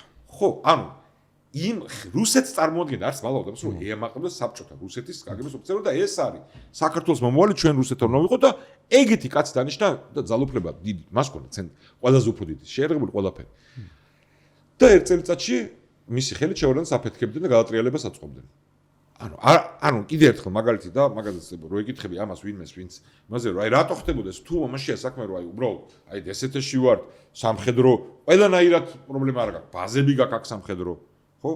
შენ კაც ვნიშნავ. ხო. რა ვინც შენ გინდა? მაგრამ არა, ბოლომდე გასრესვა უნდა მოხდეს. და ეხლა თქვა შორს უსალ აპარაკობენ ხოლმე, ხო? ეს მაგათი კოლელი იდეოლოგი, რა ქვია, მომიწება, წვერებიანი. შათირიშვილი? არა. ამათი არა. აბავის. ნუ იმათიანია. დუგინი. ერთნია სახელი მათი ლეგიონია, მაგრამ ხო, და დუგინი ხო კაიკაცია, ალტინფორს მაგათ მეგობრობენ და ხო ეს ხაზიც აქვს რომ დავარწმუნეთ თუ გინდა რაღაცა და მე არ მახსოვდა და მე რაღაცა ჩავიგდო ეგ დისკუსია ერთმანეთს ელაპარაკებიან ესენი რა ის მახარაძე და ვასელი არ ვიცი ხო გვარებს ისე სახელი მათი ლეგიონი ანუ და რაღაცა რომ ამ შემთხვევაში საქართველოს ტერიტორიული თვითმფრინავება ხო აღდგება და ამ საუბარშიც კი გაგორებაში იქაც გაიწევდა არა ჩვენ ბერკეტები გვჭირდება თქვენ წინააღმდეგ ხო ანუ და მაგას ეხო რომ მაშინ შე რომ მე ანუ მე რო გადაგვიხდი, ამიტომ უნდა ხელზე ჟანგბადი უნდა მოჭერილი მქონდეს. ანუ ნეიტრალიტეტი კი არა. ვასალობაზეც კი იმ დოზით რო შენ ისქნა ზღვარს არ ვერ დაგიდებენ. იმიტომ რომ ესეთია ბუნება ამ ჩვენი მტრის. ხო? და ჩვენი ეს გამოცდილება აგერ 90-იანების ამას აჩვენებს. და ჩვენ დღეს მე უნდა გამოვეხმაუროთ რაღაცას და პირდაპირ მოდიან 2008 წლის ამბავი მოდივართ მე. ცოტა დახვეწილი გზავნილები აქვს. ხო, მაგრამ ეს შევაჯამოთ, სანამ აი გამახმარებას მივიღოთ, უკვე რაც უკავშირდება ყველაზე ახლო აგრესიას ქრონოლოგიურად 2008-ში საქართველოს წინააღმდეგ. ნეიტრალიტეტის თემის ამბავი რო ხო, რა შეჯამებდა დავიყვანოთ, ხო? რა დავინახეთ? ხო, წარმატებული მაგალითები ისტორიულად რა თქმა უნდა არსებობს და ეს წარმატებული მაგალითები ნეიტრალიტეტის აღიარებაზე კი არ დგას. იდგას იმაზე, რომ ამ ქვეყნებს მოკავშირეები ყავდათ, ან მოკავშირეები ყავდათ ძლიერი, რომლებიც უზრუნველყოფდნენ ამ ნეიტრალიტეტს, ან არსებობდა პლუს არსებობდა და ანუ ალტერნატივაც არ არის. ალტერნატივაც არ არის, მართალია. ხო, ანუ ერთად უნდა იყოს უძლიერესი არმიების, სამხედრო ინდუსტრია და საზოგადოებრივი მზაობა, რომ ტერორიზმისთვის გაეწია წინააღმდეგობა. მხოლოდ ის ქვეყნები გადარჩნენ ნეიტრალიტეტის პირობებში, რომლებიც აი ამ წინაპირობებს აკმაყოფილებდნენ. კი და ქვეყნის შიგნით ტრის პოლიტიკური, ეკონომიკური ინფრასტრუქტურის განეიტრალება. ხო, საყრდენი არ ქონოდა მტერს განცდა, რომ შიგნით საყრდენი აქვს. რა მდგომარეობაში ვართ დღეს? ამ თვალსაზრისით. ნუ შემოვატროთ. ყველაფერი პირიქით. ყველაფერი პირიქით. ყველაფერს ივანიშვილის რეჟიმი დგავს ზუსტად აი სარკისებურად იმის საწინააღმდეგო ნაბიჯებს, რაც რაც შეგვიმცირებდა თეორიულად შეგვეძლო განგვიხილა, რომ აი წარმატებული ნეიტრალიტეტის წინაპირობაა თუ არა. თუ არა. მაგალითად, ინფილტრაცია სრული, მათ შორის უკვე საზოგადოების პოლიტიკურ ცხოვრებაში და საქართველოს პირობებში. ხო, და სამწუხაროდ რაც დიდი ხანი მოხდა, ამას მარტო ივანიშვილის რეჟიმს ვერ დავაბრალებთ. ამას ღრმა ტრადიცია აქვს საბჭოთა და ყველა ხელისუფლების დროს ჩვენ ამას ვედავდით და უბრალოდ ამ დროს ხა შერწყმა მოხდა ხელისუფლების ინტერესებთან სამწუხაროდ თვითონ ეკლესიის მნიშვნელოვან ნაწილში და საპატრიარქოში მნიშვნელოვან ნაწილში პირდაპირ გაგებით ეს განცდის თვალსაზრისით ძალიან მნიშვნელოვანი რაღაცაა მათ უკრაინაშიც ქონდათ ამის იმედი თუმცა აღმოჩნდა რომ სხვანაირი ვითარებაა და მე ბევრჯერ მithქვია კიდევ თქმა გამომიო რომ ერთ-ერთი ფაქტორი უკრაინაში რატო გადაწყვიტეს შეჭრა როგორც შემდგომში გაირკვა შიდა დისკუსიისას ჩვენი მტრის პოლიტიკური ხელმძღვანელობის წრეებში იყო მათი დაზვერვის და პრორუსული პოლიტიკოსების და საზოგადო ფიგურების განცხადებები ინფორმაცია რომ ამ ქვეყანაში თქვენ საყრდენი გაქვთ შიგნით ანუ ხო საყრდენი გაქვთ ამიტომ ღირს სისხლისღვრით და მსხვერპლით მაგრამ აღება დასაყრდენი იქნება რა ანუ წინამდებობა არ იქნება, სუსტი იქნება, დასაყრდენი იქნება და მოკავშირეები არ ყავს. მოკავშირეები არ ყავს და ანუ ქართულ ჯარზე დღეს მდგომარეობით რომ შევაფასოთ მოკლედ არის რომ ფორმალურად 30000-იანი არმიიდან დარჩენილია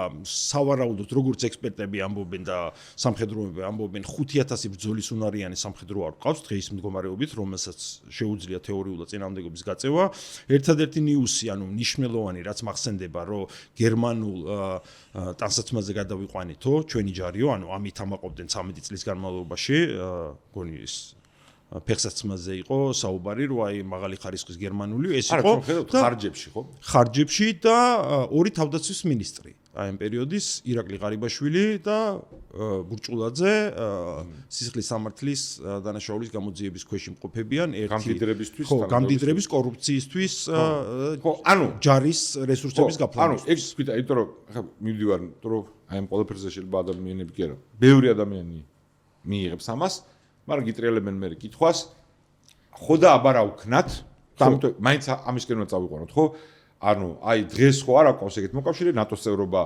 აზე რა ქვია მაგაზეც გვექნება ხო თუმცა მან ფიქრობ მე რომ რეალობის სწორად შეფასება და გააზრება უკვე წინადადგმული ნაბიჯი ამიტომ რა თქმა უნდა იმიტომ რომ ყველა ვარიანტში ნოუთხათ ხალხს იმიტომ რომ თუ არ უთხარი რომ ეგ ვარიანტი რასაც აპარებენ შელამაზებულს შეფუთულ ზოგან რო კვაზი იქნება თუ ზოგან რაღაცა რომ თუ ეგ არსებობს, მაშინ ნორმალურ ადამიანსაც პატრიოტს შეიძლება ეს კონდეს, რომ რა შვეში ეხა, ხო, რაღაცეები დავთმოთ. არა, სანამ გადავალთ რა ვქნათ, კიდევ ერთხელ შევაჯამოთ, რომ ვარიანტი რომ რუსეთს გაუგურო ნეიტრალიტეტი, ან უფრო მეტი შეშახვიდე. მაგრამ იყოს სუსტი, დაუცველი და შიგნით მისი საყრდენები ყავდეს შემოჭრილი და ასე გაკაჩო დამოუკიდებლობის შენახვა არ არსებობს. არათუ ნეიტრალიტეტი მეტის მიცემის საუკეთესო შემთხვევა არის შევარდნაძე, რომელსაც როგორც თქვი, მთელი უსაფრთხოება და ძალოვანი სტრუქტურები გადააბარა ოფიციალურად რუსეთის აგენტურას. არანაირი მაშინ მზაობა, ლაპარაკი და მოლაპარაკებები არ მიდიოდა რაღაც ტრანსატლანტიკურ სამხედრო ბლოკებში გაწევრიანებაზე, არც ევროკავშირი იყო ფაქტობრივი რაღაც გარემოება საქართველოში და ამ პირობებშიც კი ჯოჯოხეთი მოუწყვეს თვითონ შევარდნაძესაც და ყველანაირად არ ვიცი ხა დესტაბილიზაციით, პანკისის ხეობებით, ყველანაირი ჰიბრიდული ომის ელემენტებით, ანუ ყველანაირად ვახსენეთ და აღარ გავყევით ჩვენი მეზობელი სომხეთი. ხო. მოკავშირე ბოლომდე ბაზაც ყველაფერი. ხო. ანუ მისით არ არსებობს საზოგადოებრივი აზრი. მაგრამ როგორც კი თავის გეოპოლიტიკური ინტერესებისთვის ჩათვალა რომ სარისკოა მან დაპირისპირება მილიტარიზებულ აზერბაიჯანთან და მის მოკავშირედ ნატოს წევრ თურქეთთან და ჭირდება რომ აქ რა თავის ტკივილი არ კონდეს და უკრაინაში ფართო მასშტაბით ეგრევე გაწირეს. ეგრევე. ეს არის ყველაფრისთვის. ეს არის შეთანხმების ფასი და რა არის, იცი რომ ანუ ჩემი დაკვირვებით რუსეთუმეებთანაც რომ მელაპარაკია, ანუ მე არ შემხედრია რუსეთუმე, რომელიც არ აღიარებს რომ რუსეთთან შეთანხმებას ფასი არ აქვს. ანუ ამის მიუხედავად, აი მათ გულწრფელ რუსეთუმეზე გელაპარაკები, რა ვისაც ჯერა რაღაცის, თვითონ აღიარებენ, ახლა სხვა ვინც პროპაგანდისტია და რაღაცა ამას ისე არ აღიარებს პირდაპირ და არ იტყვის, რომ აი რუსეთთან შეთანხმებას და ახლობლებას აზრი არ აქვს. ისინი თვითონ ამბობენ. მაგრამ ხო, მაგრამ მე მაინც სულ ანუ ყველანი ადამიანები მოქალაქეებიც ყავს ეგეთი, ხო? ღიად რუსეთთან ღიად ტრის, ხო? ეს ტრაგიკული, სხვა მიზეზები აქვს, ხო? ამას როგორ შეიძლება ეგეთი იყო, მაგრამ მე თვლი და ჩვენ თვლით ორივენი მაგაზე, რომ უდიდესი ნაწილი იმ ადამიანებს, ვინც შეიძლება ამით მოტყუდეს არიან პატრიოტები. კი, არის რა და თქმა უნდა, ეს არგუმენტი და ამიტომ აუდიტორია. სულ საჭირო მგონია და მგონები რა საჭიროა ზოგჯერ მეორდებით, მაგრამ ეს თემა არსად არ მიდის. და ამიტომ ეს მაგალითები სულ უნდა ვავრცელოთ და ვინც მოგისმენს ჩვენ გვინდა რომ სხვა ჩვენ გარშემო ჩვენ აღობლებში რომ ამაზე უთხრათ რომ ეს ტყუილია, იმიტომ რომ კიდევ ერთხელ ვიმეორებ, ხო? ნორმალური ადამიანი თქვის რომ თუ არის შანსი რომ ამ უბედურებაში ჩვენ დამოუკიდებლები ვიყოთ და გადავრჩეთ. ხო, რატო არ უნდა? ძალიან ბუნებრივი სურვილია, ვის უნდა ომი და არეულობა და დესტაბილიზაცია. და ამიტომ მას ვეუბნებოდი, ანუ შეხ რუსეთუმები, აი როგორ ამას ვთავაზობენ, იცი? გეუბნებია რომ ხო ეგ ტერი ვიცი რომ ძალიან საშიშია. ჩვენი ზღუდები შემონგრეული აქვს რაც გალავანის ნაწილი და განადგურებას გვიპირებს და მოდი უთხრათ რომ გაგიღებთ კარიჭებს, შემოდით, ხო? ბაზას ლაპარაკობენ. ოღონდ პატიოსანი სიტყვა გითხარით რომ ჩვენ ნეიტრალურები ვართ, ვიტყვით ან თქვენები ვართ და არ მოგვადგეთ. და ანუ აი კადიროველები რომ სახლის კარებებთან მოვლენ, მერე ვიომოთ. ამას იძახიან აი რუსეთმა ვინც ხდობენ და თითქოს როგორი აბსურდია, მაგრამ ზოგჯერ როგორ არის ხოლმე იცი რომ როცა საფრთხე დიდია და ამხელა ბუხს აყენებ ნიაღვარს პროპაგანდის შეიძლება მაინც იყოს ეფექტური ჩვენ ამას ვხედავთ ამიტომ ეხლა იმის თქმაც მინდოდა რადგან ასევე წინასწარ ვილაპარაკეთ რომ რა ფასი მოაქვს აი თუ გაუგრებ და თუ რუსების ხელში ჩავარდე უკანაეზო თუ გახდი ხო უკანაეზო რა ხდება მაგ შემთხვევაში მშვიდობის და სისხლისღვრის თვალსაზრისით ხო ან რიცხვებითაც კი დადასტურებულად ისტორიულად არ ვიცი მეცნიერულად ემპირიულად ყველანაირად ხდება ჯოჯოხეთი ხო ერთი ის რომ უკვე გამომდინარეობს მეორე მსოფლიო ომის მაგალითი ვთქვით როცა მათი ნაწილი ხარ უკრაინელების ბელორუსების და რუსეთისგან განსხვავებით საქართველოს ტერიტორიაზე მეორე მსოფლიო ომი არ მიმდინარეობდა ხო რაღაც ჩრდილო კავკასიაში იყო რაღაც კავკასიაში არ ვიცი ერთი დივიზია თუ რაღაცა მცდელობა შემოსულიყო მაგრამ საქართველოს წარუმატებელი მცდელობა არ მიმდინარეობდა დესანტი ჩამოსვეს აქ დაიჭირეს პატარა ჯგუფი ჩვენ წილ სავარაუდოდ ფაშიზმის წინააღმდეგ დამოუკიდებელი ქვეყანაც რო ყოფილიყავით შევიტანდით ხო რაღაც უდიდესი ბოროტება დაუპირისპირდებოდით მას მაგრამ რატო უნდა მომკვდარიყო ყოველი მეათე ქართველი მაშინ ანუ ერთი თაობა კი არა საერთოდ მთელი გენოფონდი ოჯახი არ არსებობს რომელიც ეგ არ დაიღუპა და ჯერ მარტო ქერჩის ოპერაციაში იმიტომ რაღაც სტატუსი უნდა და სტალინს თუ რა უნდა და არ ვიცი 10,000 ქართველი ჩაიხოცა მარტო იმ გადასხმის ოპერაციაში ანუ სრულიად საგიჟეში ეგ ერთი მაგალითი გვაქვს რომელიც მეორე ან ყველაზე მარტივი მაგალითი არის როგორი დამოკიდებულება აქვს რუსებს არაეთნიკურად რუსების მიმართ ხო და საქართველოსზე და სხვა ქვეყანაზე რო ვილაპარაკოთ კი არა საკუთარი ქვეყნის მოქალაქე ებზე რო ვილაპარაკოთ, ხო? ეხლა 4 წელი ომი მიდის და 150,000 გარდაცვლილზე მონაცემების ანალიზი გავაკეთე და თანაფარდობა აქვს როგორი? ანუ ერთ მოსკოველზე მინიმუმ იხოცება ამ ომში 5 დაღესტნელი, 14 ტატარსტანიდან, არ ვიცი ის რეგიონი როა ტატარსტანიდან, სადაც ეთნიკური უმცირესობები ისევე როგორც დაღესტანში და 30 ბურიატი, გიგა, წარმოგიდგენია? 30 ბურიატი. თანაფარდობა იგივენაირად იდენტურად ნახე შენ სამხრეთ ოსეთი ანუ სამაჩაბლოს რეგიონი და ცხინვალის რეგიონი და წაყვანილი ხალხი და აფხაზეთში ხო იქ ეხლა ცოტა ხალხი ცხოვრობს ხო ცოტა ხალხი ხო ვერ წაიყვანენ 10,000 ადამიანი მოგდა მაგრამ ლაპარაკობთ სულ 100,000-დან ხო ანუ სადღაც არა ყოველი დასრული ადამიანებში იქნება ყოველი ანუ იქაც კი საკუთარ მოქალაქეებშიც კი იმით განასხვავებენ ვინ არის ეთნიკური უმცირესობების წარმომადგენელი მათთვის უკაცრავად და შავტრაკიანებს ვისაც ეძახიან ამ კატეგორიაზე და ზუსტად აი ამ სქემის მიხედვით არის გაწვევა მაგით მიმდინარეობდა ყველაზე დიდი ფულადი мотиваციებს ზუსტად მაგ რეგიონებში დებდნენ რომ წაიყვანათ ესენი და დაიხოცნენ ისინი აბსოლუტური რიცხვებში და თანაფარდობითად ანუ ჯოჯოხეთია ეგ კი ვინც ამას ხადაგებს თუ უცვლად ჯერა და გვიბიძგებს ყველას არა მშვიდობისკენ არა თუნდაც მორალურად და თავმოყარეობის თვალსაზრისით კი არ უყურებ პრაგმატული კომპრომისისკენ რომ გადავრჩეთ არამედ სისხლისღვრის მშვიდობისკენ და უზარმაზარი მსხვერპლისკენ შენი მტრის სხვა ომში ხო მე ავღანეთის ომიც ხო იყო ჩვენთანაც გეოგრაფიული სიახლოვის გამო ფაქტორი რაც არის ხო ვერ გავექცევით მაგ თემას რაც ანუ როცა უკან რუსეთის უკან ეზუხარ ეგ არის უდიდესი საფრთხე შენთვის რა კადიროვშინა რა მთელი რაც არის ეს სისტემა აგებული ჩეჩნეთში და ჩრდილო კავკასიაში ჯერ პირველი ისინი იყო ხო რომ აქ ჩამოდიან იქ არის ორგანიზებული დანაშაული თან ამ რუსული ოკუპაციის შედეგად რა ტიპის რეჟიმის წახალისებაც მოხდა ანუ სასტიკი დაუნდობელი ბრუტალური და ანუ შენ თუ ხარ ამათი უკანი ეზო შენ ხარ აი ამ მათი საყრდენების ბოდიში ამ სლენგისთვის სანავარდო ხო სანავარდო და სამი ძნე ხარ იმიტომ ეხლა ეს მართლა ისე კი არ არის რომ იქ ეხლა ჩეჩნეთში მიუხედავად იმისა რომ შეიძლება ვიღაცა კადიროვის კლანის ნაწილი იყოს და რაღაცა ბევრ რაღაცას თვითონ ადგილზეერიდება რა ანუ ვისთანაც ურთიერთშეკავება იქ ვიღაცას ვერ შეაწუხებ იმიტომ ისიც რომელიღაცა კლანის წევრია ვიღაც ქალთან ვერ მიხვალ ალკოჰოლი ვერ მოიხმარ კაზინოებში ხო არა მაგრეჟის როგორ გამიგდენ ისე რომ საქართველო არის და როდესაც აქ სნელია ხო წარმოგიდგენია სანავარდო იმიტომ რომ ხა ჩვენ რამდენიმე ინციდენტი იყო ბოლო 2 წლის განმავლობაში ანუ 22-ის შემდეგ განსაკუთრებით როდესაც რა საგზაო წესები და რაღაცეები ისე არ აინტერესებდათ რაღაც 250-ები და იმით ჩვეულებრივად მოძრაობდნენ ეს 10-15 მანქანა შემოვა ძებნილები არაძებნილები ძალიან ჩვეულებრივად აი როგორც სახში კი არა უკეთესად გრძნობდნენ თავს რა ვიდრე სახში ხედავთ ამ რეჟიმის მოღალატეობრივი მავნებლობისა ჯერ მანდ არა ვართ ანუ ჯერ ყველა თვალსაზრისით ხო შიგნით ეს არის პერსპექტივა რაც ანუ რას ნიშნავს როცა ეს პროცესი მივა იქამდე ხო ხოშიც ამას მეკამათებოდნენ ნუ არ არის საჭირო ესე დამძიმება ამ რეჟიმთან დაკავშირებით რომ გამათობდით როცა მე თუნდაც ვიძახდით რომ არ არის სწორედ თქმა რომ ჩვენ უკვე რა ბელორუსია ვართ ან რაღაცა მაგრამ როცა ვიძახდით ტრაექტორია მაგეთ არის ახლა ერთ-ერთ ნაცრობს გავახსენებს ველაპარაკობდით რომ მისთვის წარმოუდგენელი იყო მაშინ იქით ხარეს იყო კამათის რომ აქამდე მოვიდოდა საქმე და ეხლა შეიძლება ვიღაც გვისმენდეს რომ ეხლა მაგამდე არ მივა და ისე მინდა უთხოვრი რატო შეიძლება რა პასუხი შეიძლება გარისკოი და მე ეს ფრაზა რომ ეხლა მაგამდე თუ მივა ყველანი ვიომებს მაშინ და რაღა მაგდროს ანუ არა უსურსა ჯერ აი გუცფელი არის ხო კარი რო გაგიღო უკვე და შენი ოჯახი რო იქვე არის საფრთხის ქვეშ იქ კი არ უნდა იომო უნდა იქამდე მოიმზადო რომ არ დაგჭირდეს ეგეთი ტრაგიკული არჩევანის წინაშე არ დადგე ხო და ეგეც ხო კოცების პროქსი ძალების უსუსური არგუმენტი ან როგორ იცი რომ ჯერ არ გავაღიზიანოთ ამაზე არაფერი არ გავაკეთოთ ჩვენ ნეიტრალიტეტი და რაღაცეები გქონდეს და მე კონფრონტაციას რო ვაკეთებ ისტორიულ და რაღაცეები და ვაი და ისე მოხდა როგორც გეუბნები და შემოიჭრა მე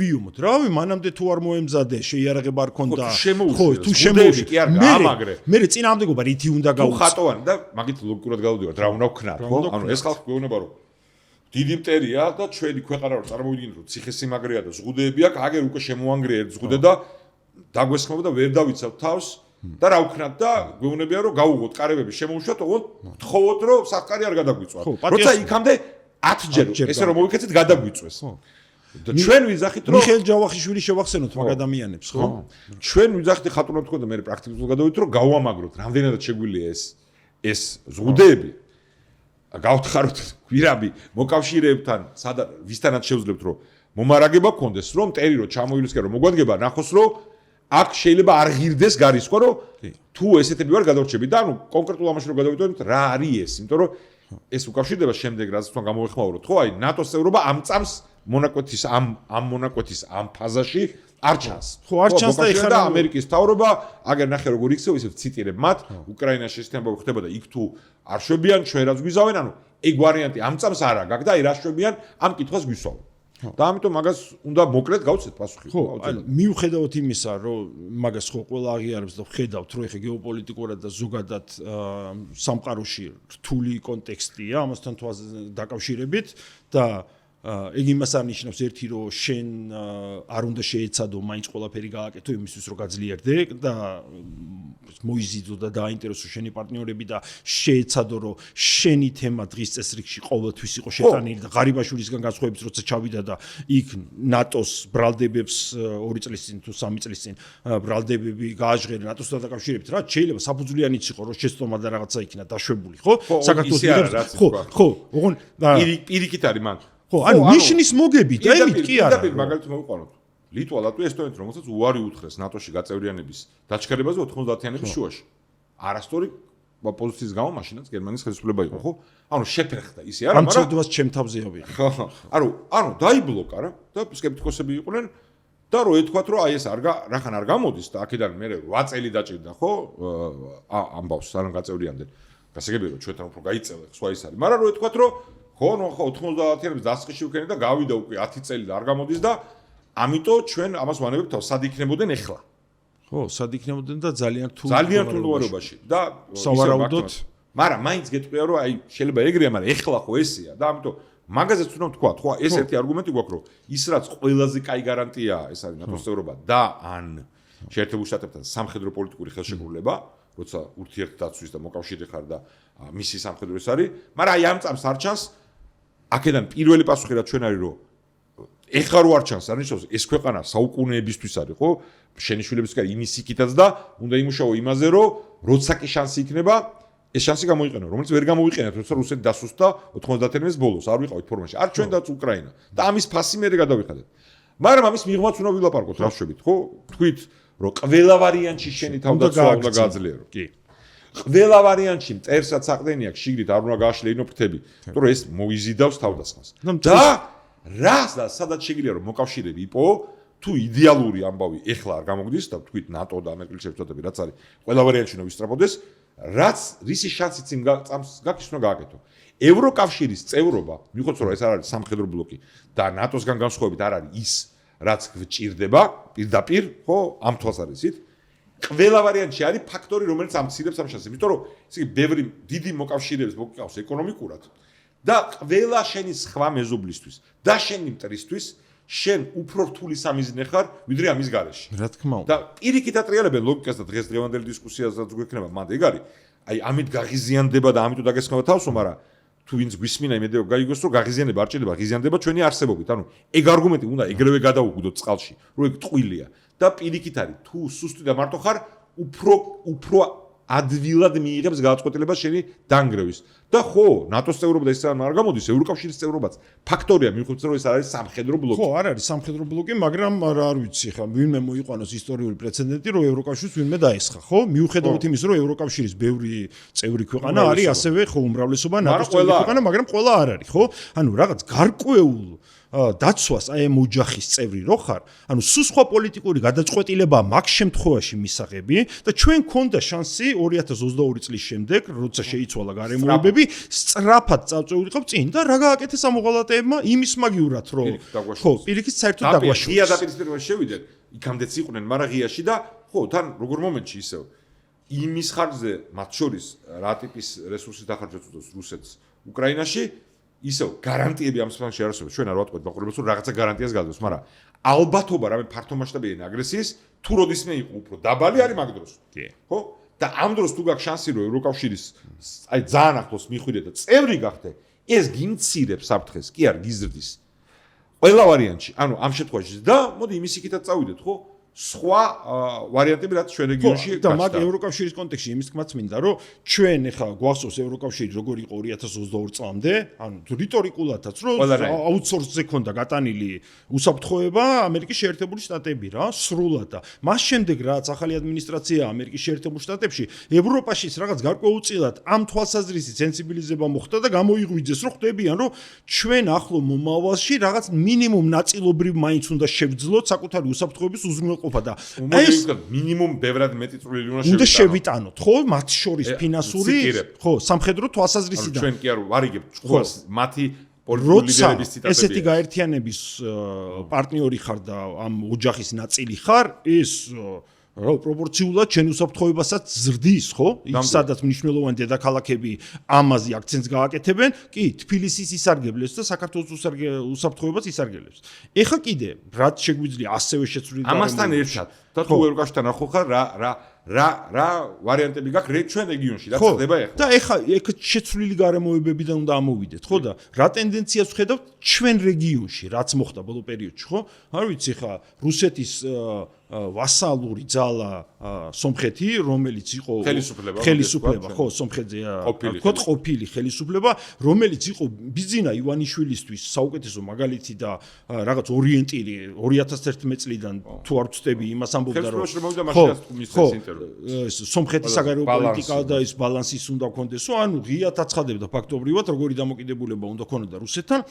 სომხეთ გარემოებიდან გამომდინარე შეიცვალა დამოკიდებულება, ანუ სომხეთმა დასავლეთის მიმართულებით დაიწყო ორიენტირება, მათ შემდეგ უღალატა უმსროს პარტნიორს და მას შემდეგ რაც დადასტურდა ის, რაც ჩვენ ისედაც ძალიან ნათლად ვიცოდით ისტორიულადაც. ხო, რომ რუსეთის პარტნიორობა შენთვის არანაირი სარგებლის მომტანი არაა. ხო, მხოლოდ საფრთხე არის, ან დიდი, ან ყისიერი, ან არა, ან მაგრამ მაინც დადასტურდა. ვითარების ნორმალიზება ისტორიულ მტერთან, რომელიც ესეც რაღაც არ ვიცი, კი ამბობს ფაშინიანი, რომ კგბ-ს მიერ ჩანერგილი ნარატივი იყო, რომელიც შემდეგ აღმოცენდა და ომში გადაიზარდაო და ამ დასკვნაზე თუ მიდიან, ხა საერთოდ არაფერი საწინააღმდეგო არა მაქვს, დალაგების მიმართულებით მიდიან. ძალიან ღიად, ხო? ეხა ხელშეკრულება გააფორმეს სამშვიდობო, ამ ხელშეკრულებიდან გამომდინარე სომხეთი იწყებს თურქეთის რესპუბლიკასთან ურთიერთობების ნორმალიზებას და რეგიონში შემოდის უდიდესი მოთამაშე ამერიკის შეერთებული შტატების სახით, რომელიც ამ საკითხში შემოდის ტრამპის მარშრუტის თვალსაზრისით, ანუ თავისი ეკონომიკური ინტერესით შემოაქვს. ანუ რაღაც იკვეთება, რომ თურქეთი, აზერბაიჯანი, სომხეთი რაღაც ტიპის კოოპერაციას თანამშრომლობაზე და ამ ურთიერთობების გაღრმავებაზე საუბრობენ, ამ მიმართულებით მიდის, პლუს ხდება დისტანცირება კრემლისგან და ჩვენ იმის მაგივრად, რომ ეს რეგიონალური კონტექსტი გამოვიყენოთ, ანუ რეგიონალურ ალიანსებზეც ვისაუბროთ, იმიტომ ხო, სამ სახელმწიფოსთან ერთად რო რაღაცაზე თავდაცვის უნარიანობაზე და უსაფრთხოებაზე შენ ფიქრობ, რა სტრუქტურებს აყალიბებ და ამაზე ზრუნავ, გაძლიერებს, ხო გაძლიერებს. ძალიან ბუნებრივია. ხო, და ცოტა ლოგიკურია. ისევ როგორც აი სხვა სცენარებზე სულ ლაპარაკობენ, აი როგორ შეიძლება სხვა საფრთხე სხვანაირად იყოს ნებისმიერი ამ ურთიერთობაში, ამ ტიპის ფორმატში თუ შენ აქტიური ხარ და თან ამ რეგიონში დასავლურ სამყაროსთან ყველაზე ახლოს ხარ, რაიმე თვალსაზრისით. ეგ წონაც გაქვს. ეგ ყველანაირ სცენარში შენი მტრის და ვინც არის თავი ჩვენი საფრთხე თვალში მეტ შემაკავებელ ეფექტს იძლევა. ანუ ისევ აი ამოვდივარ ცუდი საფრთხეების სცენარი და რომ აი მივედით რომ აი გადაწყვიტავს თუ არა შენ მტერი რამის გაკეთებას, ხო? შენ წინააღმდეგ რამაც შეიძლება მსხვერპლი მოიტანოს. რა შემთხვევაში არის მეტი შანსი რომ გაწყვეტოს, რა შემთხვევაში არის ნაკლები. თუ გაქვს რეგიონული თანამშრომლობა სამხედრო ყველა რეგიონთან და პოლიტიკური და ევროკავშირის წევრი ხარ და ამ ხარისხის მოთამაშე ხარ, ერთ და იგივე თანაზომად ვითარები რო აიღო, გაქვს 100-ჯერ მეტი შანსი რომ გადარჩენ მსხვერპლს და ომს, ვიდრე თუ ეს არ აგაქვს. ხო, ვიდრე მარტო ხარ. ხო, იმიტომ თუ მარტო ხარ და ხარ ისეთ ფორმაში, როგორ ფორმაშიც არის რეჟიმის მიერ ესე დასუსტებული საქართველო, ხო, ხარ მსხვერპლი, რომელიც სამწუხაროდ თავის ისტორიულ გამოცდილებას გაიმეორებს ამის რავი, ხმამაღლა თქმა შემიძლია რა, იმიტომ ჩვენი ისტორია გვეუბნება, რომ გენოციდური ძალაა ჩვენთვის რა, სანამ იქ ყველაფერი რაღაც ქართული და წინააღმდეგობის შემცველი და რაღაც კულტურული იდენტობის შემცველი შეიძლება არსებობდეს, ეს არის რუსეთისთვის მიუღებელი და ამას გაანადგურებს პირველ რიგში, ხო? ანუ საქართველოს ძალიან დიდი ნაწილი გაანადგურებს. იმაზე თავში მოვიდეო, თქვა სანამ უკვე გადავალთ იმ ხო, ჩვენ მეორე რუბრიკაზე, რომელიც საფრთხე ხო არის ამ პროექტთან დაკავშირებით არაბიზაციის, რომელიც არის. მითი რომ მოატყოს ხალხმა თითქოს დიდი ინვესტიცია მოიზიდა და სამწუხაროდ ოპონენტები ხო ჩვენი აზრით ძალიან არაზუსტი ეფექტით უდგებიან საფრთხეს, მაგრამ რაც თითქოს არაბი ბედუინები არიან მომდგარი. ხო, ჩემს. ეგ ხო მითია და აი, რაზეც ჩვენ ვილაპარაკეთ, აი ეს კადიროველების ბოგინი. აი, ეგ კი არის. ეგ რეალური. ისევე როგორც რუსეთის მოკავშირე ირანის მიერ გავრცელება სახიფათო ფუნდამენტალისტური ისლამის აგერ ჩვენთან სულ ახლოს ჩვენ მოქალაქეებს შორის. ჩვენ თანამოქალაქეებს, ჩვენ თანასწორ თანამოქალაქეებს შორის ყველა სახიფათო მაგას არ აქცევენ ყურადღებას. ანუ ეხლა ვიცი რომ დრო გაგვეწევა და ყველაფერს რას რო შევკროთ, ყველაფერს რასაც შეიძლება და უნდა შეეწინააღმდეგოს ეროვნული ინტერესებიდან ამოსული ხელისუფლება ყველაფერს ამას უშვებენ და ყველაფერი რაც გასაკეთებელია და რაც მისაღებია და შენ ინტერესებში ყველაფერს იმას ეწინააღმდეგებიან და მე უკვე რატო ვართ მოღალატეებიო, ხო? ამით ხო, ამ ნაწილს ანუ ამ რეჟიმის დამარცხების შემდეგ ჩვენ შეგვიძლია როგორც ქვეყანამ გადავდგათ ნაბიჯები, რომელიც ჩვენ გადაგვარჩენს მინიმუმ არსებითად შეამცირებს საფრთხეს, რომელიც რეალურია რუსეთისგან და ეს ნაბიჯები შეიძლება გადავდგათ მანამდეც სანამ გეოპოლიტიკურად გაიხსნება ახალი ფანჯარა, მაგრამ მაგისთვის ზათ უნდა ვიყოთ და საბოლოო ჯამში ეგ არის ის, რაც შემდეგ თაობებს გადაარჩენს დიდი მსხვერპლისგან და ჯოჯოხეთში ცხოვრებისგან.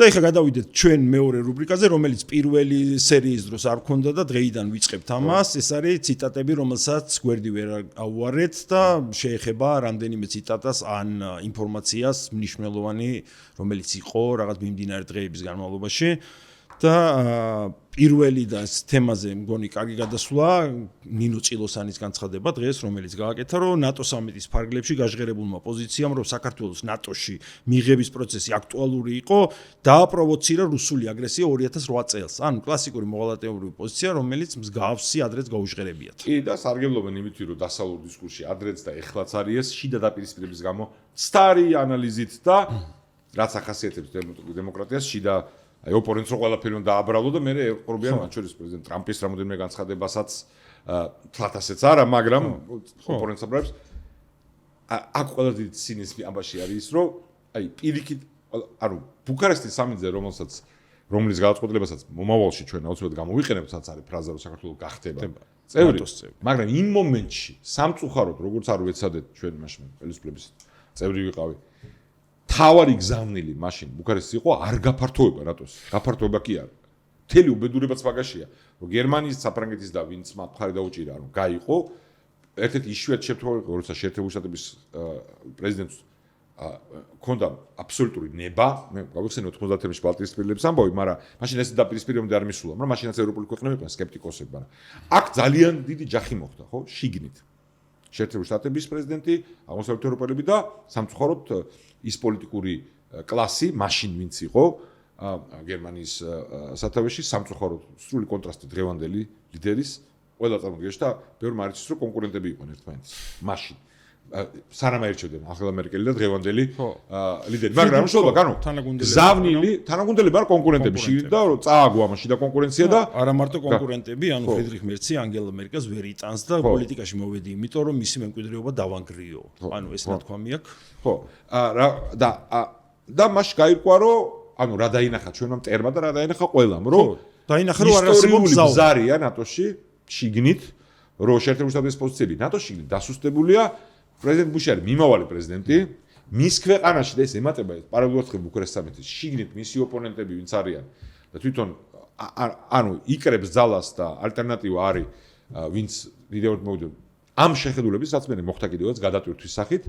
ანუ რუსეთმა ეს კი არ დაინახა რომ გაფართოვდა რატო არ ფართოვდება პირიქით დაინახა რომ ეს ნაცრისფერი ზონაში არ არის მზაობა წინამდებობის გაწევის მისთვის და ამიტომ გარისკა ეს არის დასკვნა რაც ყველამ შეიძლება მოусმინოს ახლა შიგნით პრობლემები აქვს იმ კაც ყოფილი უშრობის საბჭოს დივას ბოლტონს რომელიც მაშინ გამოძიება მიმდინარეობს რო ისეთ რამე დაბეზოდა წიგში რაც არ არის ისეც დაუპირისპირდა ეგ არ არის ხა ჩვენი გახსნის საქმე მაგრამ ამ საკითხს ძალიან ზუსტად აგახსენებული ანუ სწორედ მაგას პასუხობს ამ მემარცხენე და ზოგჯერ მემარჯვენე ვოუკ ერთნაირები არიან ამ საკითხში შემთხვევია ხო რო ანუ ეს სისხლიზო ყველაფერი გამოიწვია არ გაფართოება ნატოს ამ სისუსტის ჩვენება. თორე აბა თუ მაგაში იყო საქმე და 2014-ში რამ მოახდინა პროცესი რუსეთის იმარო შიგნით ხელისუფლება შეიცვალა და მაინდან იყო თორე მაშინ უკვე პრეზიდენტ ობამა იყო რომელმაც გადათქვა რაცხადები რომ არავინ არ განახდა ყველა მიცოდა თქვა ხა ის ხალხი ვინც ამას სახის თან ჯახე რომ იქ რაღაცა სრული ბრიყვები არიან რუსეთში და არ იციან ინფორმაცია რომ შიგნით ეს საკითხი დახურული იყო იმ ისტორიული მონაკვეთისთვის მერე უფრო გაიღვიძა, როცა აგრესია დაიწყეს. იმიტომ რომ მათი აგრესია, რა თქმა უნდა, არის დასტური და არგუმენტი ყველა ჩვენგანისთვის, ვინც ხედავდა ამ საფრთხეს რეალურად. რომ ხო ხედავთ რა მოაქვს ამას, როცა ამას არ შვები. და ამის დასანახად ყველაზე მარტივია თქვა, სადაც ნატო გაფართოვდა, იქ ომი არ არის. ზუსტად. და სადაც არ გაფართოვდა, იქ არის ომი. და ისევ ხო, კიდევ თუ მაგაზეც რამეს გვეტყვენ უკრაინაზე, ისევ გავიხსენოთ. დრო 91-12-13 წლებში ნატო ფართოვდებოდა აქ. რამე სამიტმა განცხადება გააკეთა, ცხინვალში რო დაიწყეს აგრესია და აფხაზეთში თუ მაგაზეც დაგვიწყებენ ახლა, მე რაწობენ ეს ეთნიკური კონფლიქტი იყო და კოზირიოს მაინც მოусმინონ. მაშინ ნახევარსიმართლეებს იძახის. კი, ხო. საგარეო საქმეთა მინისტრი იყო თუ მოადგილე კოზირევი? მინისტრი, ხო, ანუ მინისტრი უშუალოდ ჩართული. რო საბჭოებში რახან არ უნდა და რახან დაგვიპირისპირდნენ სახელმწიფოებრივ, აი თუ მოვიფიქრეთ ჩვენ ეს კონტექსტი, თომ ეთნიკურია კავკასიის ხალხთა თან ესა რაც ერქვა კონფედერაცია ეს სტრუქტურა უშიშროების რუსეთის და მე ღიად მათი ჯარი მათ ისინი მათ მოაწყეს აქ ყველაფერი და არანაირი სამიტის განცხადება არ ყოფილა მაშინ და არჩევნებს რო აფიქრებდნენ არც მაშინ არ იყო არანაირი ნატოს სამიტის განცხადება ანუ აღიარებით ჩვენება აქვს ეს მავნებელი მოღალატეებრივი ბრიყვები ამ ყველაფერს იმეორებენ იმისთვის საზოგადოება მოატყუნენ მაგრამ შეიძლება თვითონაც ახლა ამას თვითონაც თავს აჯერებენ მე ამ როლში შედიან ხო ნუ შეიძლება ოღონდ კიდე ერთხელ ვთქვა რა მაგათი ფსიქოანალიზის კეთების სურვილი ნატოს არ გაფართოება იყო პრობლემა და სადაც ნატოა იქ არ არის სისხლის ზღვა და სადაც არ არის. ამ სივრცეში იქ არის სისხლის ზღვა. სამწუხაროდ მეტი არ არის საჭირო ამიტომ წილოსანთან დაკავშირებით თქვათ. არა, ნახდა და. ხო, ერთი მნიშვნელოვანი გადაწყვეტილება მიიღო ევროკავშირის სასამართლომ, რასაც ქართული ოცნების პროპაგანდა დიდი ალბათობით შეეცდება გამოიყენოს. ალბათობაც არ არის საჭირო, ხო? ანუ წევრი ქვეყნები ვალდებული არიან, ეს იყო სასამართლოს გადაწყვეტილება, აღიარონ სხვა წევრ სახელმწიფოში, ანუ სხვა წევრ სახელმწიფოზეა ლაპარაკი, იურიდიულად მოპოვებული ქორწინების სტატუსი და ეს ეხება გეი ქორწინებას. ხო, ოღონდ ერთსქესიანთა ქორწინებას, ოღონდ აქვე სასამართლო აღნიშნავს, რომ ხაზს უსვამს ეს ვალდებულება არ მოითხოვს შიდა კანონმდებლობაში ერთნაირსქესიანთა ქორწინების მიღებას. ეს არის ამ გადაწყვეტილების მოკლე შინაარსი. ხო, და რა თქმა უნდა, ამ მეორე ნაწილს ისინი გადაყლაპავენ და იტყვიან, რომ აიძულეს და იწყვებოდა ვინც გეუბნებოდა, ხო ამბობდით და შემდეგ ხო, ანუ აქ ჯერ რომ გამოვიდეთ, მე თვითონ ამ საკითხს უნდა ვთქვა ორი სიტყვა, იმიტომ რომ ისე არ უნდა გამოგვივიდეს. როცა ვამხელთ მათ პროპაგანდას, თითქოს რაღაცა ვერიდებით ამ თემას რახან ვიღაც თვალში არაპოპულარულია, ეს ასე არ არის, არც უნდა ყოფილა ჩვენ პოლიტიკური გუნდთან მიმართებაში, მაგრამ ამაზეც უნდა ვთქვა, ხო, ეს არ მნიშვნელოვანი რაღაცა არის.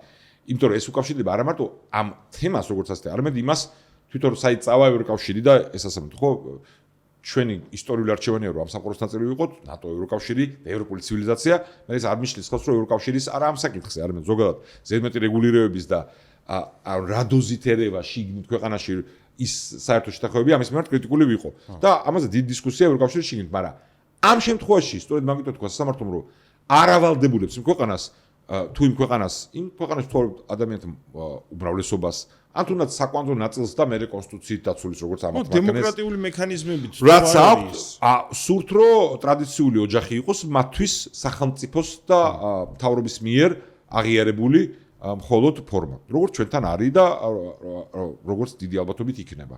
ხო? ამაში არ ერევა.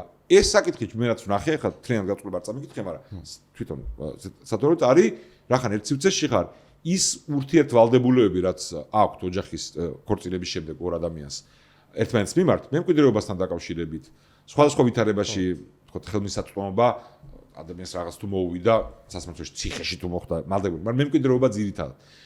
რომ ეს ვალდებულები რაც იქ წარმოიშვება იმ ქვეყნებში, სადაც ერთსქესიანთა ქორწინება აქვს, სამართლებრივი ძალა უნდა ქონდეს მთელ ევროკავშირში. ანუ ამის აღიარება უნდა მოხდეს, არა იმისი, რომ ამიტომ გავუსვა ხაზი, რომ იმ ქვეყანას კი არა ავალდებულებს, რომ შენც უნდა ჩათვალო ეს ქორწინებათო. არა, შეგიძლია ჩათვალო ეს ქორწინებათ, ასეთ ქვეყანა პოლონეთი. უბრალოდ თუ შეგვეყანაში ჩამოდის ადამიანები, ვისაც სხვაგან ორი ადამიანი ერთსქესიანი ქორწინება გაფორმებული ქონდა, ის სამართლებრივი შედეგები, რაც ამ ორი ადამიანის ურთიერთობებში და სხვადასხვა ვითარებებში სახელმწიფოსთან მიმართებაში წარმოიშვება ქორწინების შედეგად იმ ქვეყნებში, ის სამართლებრივი ვალდებულებები უნდა შესრულდეს. და ეგ იმ ადამიანებისთვის, ვინც ამაზე აგებს ანტიდასალურ და თავისუფლების წინამდე კამპანიას, არანაირი არგუმენტი არ იქნება, მაგრამ სხვა ადამიანებისთვის, ვინცაც ინფორმირებული უნდა, ეს უნდა უთხრათ. ხო, ეს უნდა უთხრათ. ისევე როგორც უნდა ყველას გავახსენოთ, რომ ჩვენთვის, ჩემთვის თავარი საკითხი არის, სადაც საფრთხე არის, ის დისკუსია კი არა, რაც იქ არის, ამას დაკავშირებით, სადაც აქ ვართ, ხო? რომ ეს ადამიანები უმცირესობების წევრებს, ამ შემთხვევაში სექსუალურ უმცირესობებს ადამიანებად არ მიიჩნევენ და ამ აზრზე ანტიეროვნულ, ანტიქრისტიანულ იდეოლოგიას ავრცელებენ, რომ ძალადობას გამართლებულია, ყლელობაც და ყველაფერი და ისინი ადამიანები არ არიან. დეჰუმანიზაციას და ფუნდამენტურად ყველა წესიერი ადამიანის, ვისაც ეს გააზრებული აქვს, არავის მოჭკუას არ უკითხავ, ვალია რომ ამას წინააღმდეგეს რაც აქ ეს რეჟიმი შვება. მაგრამ ამავე დროს ამ საკითხთან დაკავშირებით ჩემი პირადად პოზიცია განსხვავდება იმათგან ჩვენივე ბანაკში ბევრისგან, ვინც იცახია რომ ხო თავისუფლების ნაწილია თანასწორობა, მე თანასწორობის ფუნდამენტურ საკითხს მიმაჩნია კანონის წინაშე თანასწორობა. მაგრამ ამ საკითხთან დაკავშირებით განსხვავებული აზრი მაქვს რა საკითხში, რომ მე ვთვლი რომ ეს არ არის ჩემი ორიგინალური მოფიქრება, ეს ასეთი მსოფლმხედველობა სხვაგანაც არსებობს, ჩვენ შორისაც, ოღონდ დისკუსია ამაზე იშვიათად მინახია ფართო. რომ საერთოდ არ არის არც ერთი თავრობის, ხელისუფლების და ჩინოვნიკის და ბიუროკრატიის საქმე განუსაზღვროს ადამიანებს რა არის ქორწინება და რა არის მათი აზრით. ანუ სახელმწიფო სტრუქტურების, თავრობის ბიუროკრატიული სტრუქტურების აზრით.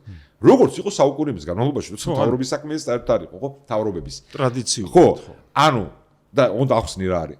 ანუ ქორწინებათ ვინც მორწმუნეა, ვინც ეკლესიის ნაწილია, ან პირდაპირ მრევლი არ არის, მაგრამ ამ ტრადიციის ნაწილია ეკლესიურ ქორწინებაში შევა. და ის თვლის რომ ეს არის ქორწინება, ერთი კალის და ერთი კაცის ქორწინება. არიან ადამიანები და დღესაც არიან და ყოველთვის იყვნენ და ყოველთვის იქნებიან, ვინც ერთსქესიანი წყვილი არის და უნდა რომ ეს იყოს მისი ოჯახი, ის მაინც ამას დაუძახებს თავისთვის ოჯახს.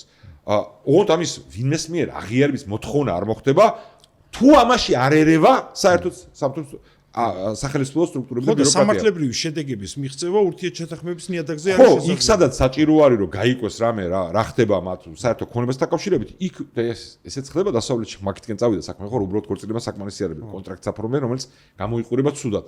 ხო, თუ ნდობა ასეთი არ არის ორ ადამიანს შორის, მაგრამ იქ სადაც შეთანხმება რამე საჭირო უნდა შეთანხმდნენ. სხვა მხრივ ეს უნდა მთლიანად დაერთმოს საზოგადოებას და კერძო სივრცეს. ხო, უმრავლესობა თვის ოჯახი იქნება ერთი კაცი და ერთი ქალის წარმოდგენა და ისინი ვინც მორწმუნეა გავლის თუ უნდა რომ სამოქალაქო წესით ეს გააფორმოს ამასაც შეძლებს მაგრამ არანაირი საქმე არ იქნება ჩინოვნიკების ბიუროკრატების და მთავრობების რომ იმ წარსის გარტყმენ და ეს ზოგადადაც სწორი მგონია მაგრამ თან აი ამ საკითხშიც ამ ასხსნის ხო ერთის მხრივ ამ დროშით დეჰუმანიზებას ადამიანების ვინც არიან რომელიმე სექსუალური უმცირესობის წარმომადგენლები, მაგრამ მეორეს მხრივ ამ დროშას მემარცხენე ექსტრემისტების ხელში რომელიც მერე გამოიყენება არა მარტო ამ საკითხთან დაკავშირებით, არამედ ზოგადად საზოგადოების ტრადიციული მოწყობის დემონიზებისკენ, რომ ყველაფერი ეს რაზეც დგას ეს ყველაფერი არის უნდა დაინგრეს პატრიარქალური საზოგადოება, ოჯახი ბოროტება, მაგამდე მიდიან ზოგადად, ხო? და ერთ-ერთი მიზეზი ყოველთვის არის ზოგადად ხელისუფლებების და მთავრობების ზედმეტად შეჭრა იმ სივრცეში რომელიც უნდა იყოს კერძო. უდაოდ. ხო.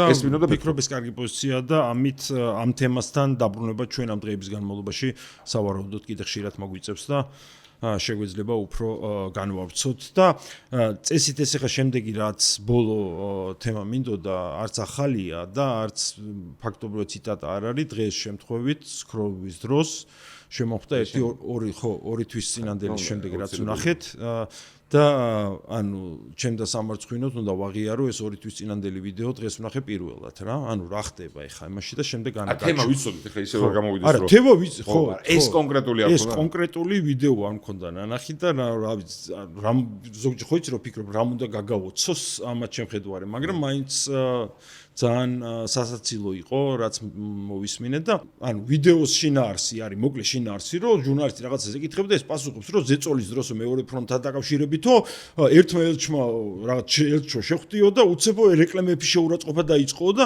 შემდეგ ამ საელჩოდან სხვას შეხვდიო და იმანაცო ეგრევე რეკლამების შეურაცხყოფა დაიწყო და ერთ კვირაშიო გამოვიდა ლევან ბერძენიშვილი და იმანაც რეკლამების მიაყენა შეურაცხყოფა ხედავთ რა ხდება ანუ რა სიგი ანუ ხო და ნახოთ ეხლა ვაჩვენოთ მაყურებელს ეს ვიდეო მართლა ძალიან სასაცილოა ჩვენ სანამ ამაზე ვილაპარაკებდით ბევრი ვიცი სატირალი რო არ იყოს რომ ეგ კაც ამას ქვია ჩვენი ამას ქვია მარარაობას საქართველოს პრემიერ-მინისტრი ხო სამწუხაროდ ამ რეჟიმის ენაზე აი ეხლა ვნახოთ ვიდეო და განსაკუთრებული აგრესია აქვს რადიკალურ ოპოზიციას მათ პატრონებთან ერთად ერეკლე მეორის მიმართ მე გავიხსენებ თავის დროზე როდესაც ყველაზე დიდი ზეწოლა იყო მეორე ფრონტის გახსნასთან დაკავშირებით ერთ-ერთი ელჩი შეხვდა ჩვენს ერთ-ერთ ლიდერს და დაიწყო მასთან სრულიად გავგებრად ერეკლე მეორის ლანძღვა.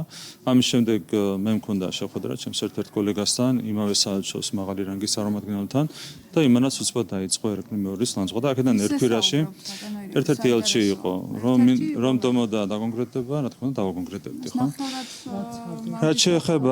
რაც შეეხება გაგრძელება თქვენ ციცით, აქედან ერთ კვირაში გამოიყვანეს ბატონი როგორია ბერძენიშვილი ფსევდომოაზრუნე და მას გაალანძღინეს ერეკლე მეორე აქედან ჩანს როგორი კოორდინაცია არის აკავ აგენტებსა და მათ პატრონებს შორის ძალიან დიდი აგრესია ერეკლე მეორის მიმართ სწორედ იქიდან გამომდინარე რომ ერეკლე მეორე არის სამშობლოსთვის თავდადების სიმბოლო პრაგმატიზმის სიმბოლო და ამას ვერ ეგუებიან ჩვენი უცხოელი აგენტები და მათი პატრონები უბრალოდ მე იმას უყურებდი ხოლმე რაღაც აი რუსეთში ხარ ხდება და საბჭოთა ხდება აი აბსურდული უტიფრობის ზენიტი რომ ანუ ადამიანების როგორი შეურაცხყოფა არის ნებისმიერ სახელზე რომ წარმოიდგინე რომ აი ელჩი რომ მიდის ამ არარაობასთან და ლაპარაკს იწყებენ მეორე ფრონტის გახსნას თხოვს იქ და მე სხვაშორის იცახსრო და აი ერეკლე მეორე რო ყავდა თქვენო ეგეთი ცუდი კაცი ანუ აი როგორი უბრალოდ თვითონ რას წარმოადგენენ და ჩვენზე ყველაზე ოპონენტებს არ გულისხმობ ადამიანებზე რას ფიქრობენ ეს არარაობები ხო ხო და ანუ დიდი ხანია თან ასდება. უცებ სცენა წარმოვიდგინე. და მე მეორემაც იგივე. რო ელოდა და მეორემაც ხო სხვა შორის უკვე ერეკლე რო ყავდა და იმაზე ცუდი კაცი იყო ეგო. და მე ბერძენიშვილი გასულა. არ ვიცი. მაგრამ ამ თემას ახლა შევხედე, ეგეც უნდა ვთქვა. ხო, ანუ ერეკლეს კონტექსტი როგორ იმ დისკუსიაში არ უნდა შესვლა, მე მგონია რომ ბატონ ბერძენიშვილის ის ფორმულირება მცდარია. ხო, მესმის. არა, არსებითად გონია, მაგრამ არ შევდივარ მაგ დისკუსიაში ეხლა ამ წამს, მაგრამ ანუ ამათი ხაზი ხო რა არის ისე ის დებატებში ხმამს ხო აი ნახეს ადამიანი მიყონეს ბიჭები ჩახოცეს ომზეც აი უკრაინაზე საქართველოს დებაზე ბიჭო ერეკლე მეორე იყო ადამიანი რომელმაც გეოპოლიტიკური არჩევანის გამო წავიდა უზარმაზარ რისკზე მე არ ვიძახი რომ გაუმართლებელი იყო გამართლებული ამის თვისქვეშ ეხარ შევდივარ მე შევხედე ორ წამში და ტერი შემოგვესია და თბილისი აღმახმოვდა გადაწვა ანუ ეგეთი დამანგრეველი ეფექტი უახლეს ისტორიაში აფს არ ქონია რომ დიდი ხანი ვერა იმ დარტყმიდან გამოსვლა გაჭირდა ანუ ერევ და მთელი ცხოვრება იბრძოდა და ცდილობდა მოკავშირეებს პოვნას დასავლეთში და იმ მომენტში როლები დღევანდელ ანალოგია რო ავიღოთ იმ მომენტში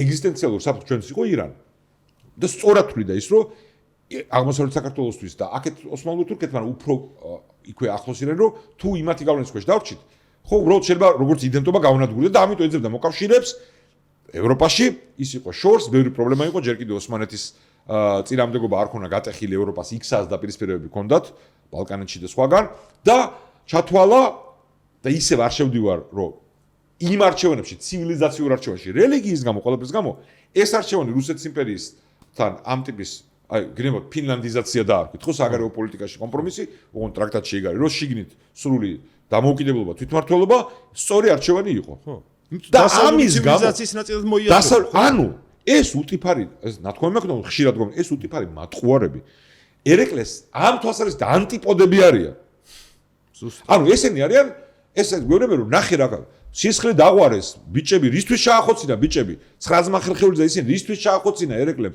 აღა მაჰმად ხანს თავის ძალაუფლებისთვის აი ეს ელაპარაკობენ ხო და მე აქეთ მორალს გვიკითხავენ ხო ამათი გმირი უნდა იყოს რა ვიცი ისე ეგეთ შეიძლება უსამართლობა იყოს იმის მიმართ გიორგი მე-12 სხვა ეძახიან ხო ვის დროსაც ანექსია მოხდა არ იყო სისხლი არ მომკვდარა ერეკლეს მეორე დროს იო მამან და ისევ არიან ისინი ვინც აკრიტიკებს და იძახის რომ იყო შანსი გაძრომის ამ კომპრომისის გარეშე რუსებთან და ეს დისკუსია მისივე იმის დროს ანუ ბედი ქართლის რო დაიწერა იქ ვისაც აკითხულია ეს დისკუსიაა ხო მაგრამ ყველა ვარიანტში მისი ისტორიული გმირი მეფე არის იმ თვალსაზრისით რომ რა ტიპის ბრძოლაც გადატანილი აქვს ამ ქვეყნისთვის და ჩვენი ქვეყნისთვის და მან უარი თქვა ისარგებლა ისტორიული მომენტი და ირანის ვასალობას თავი დააღწია მან და მამისმა თეიმურაზმა პირველად მრავალი ასწლის განმავლობაში და მე როცა თხოვდა ის ქვეყანა ისე ვასალობის დაბრუნებას და რუსეთთან კავშირის გაწყვეტას რომელშიც შეხედა შანსს ამაზე უარი თქვა გეოპოლიტიკური ფასეულობითი ცივილიზაციური არჩევანი გააკეთა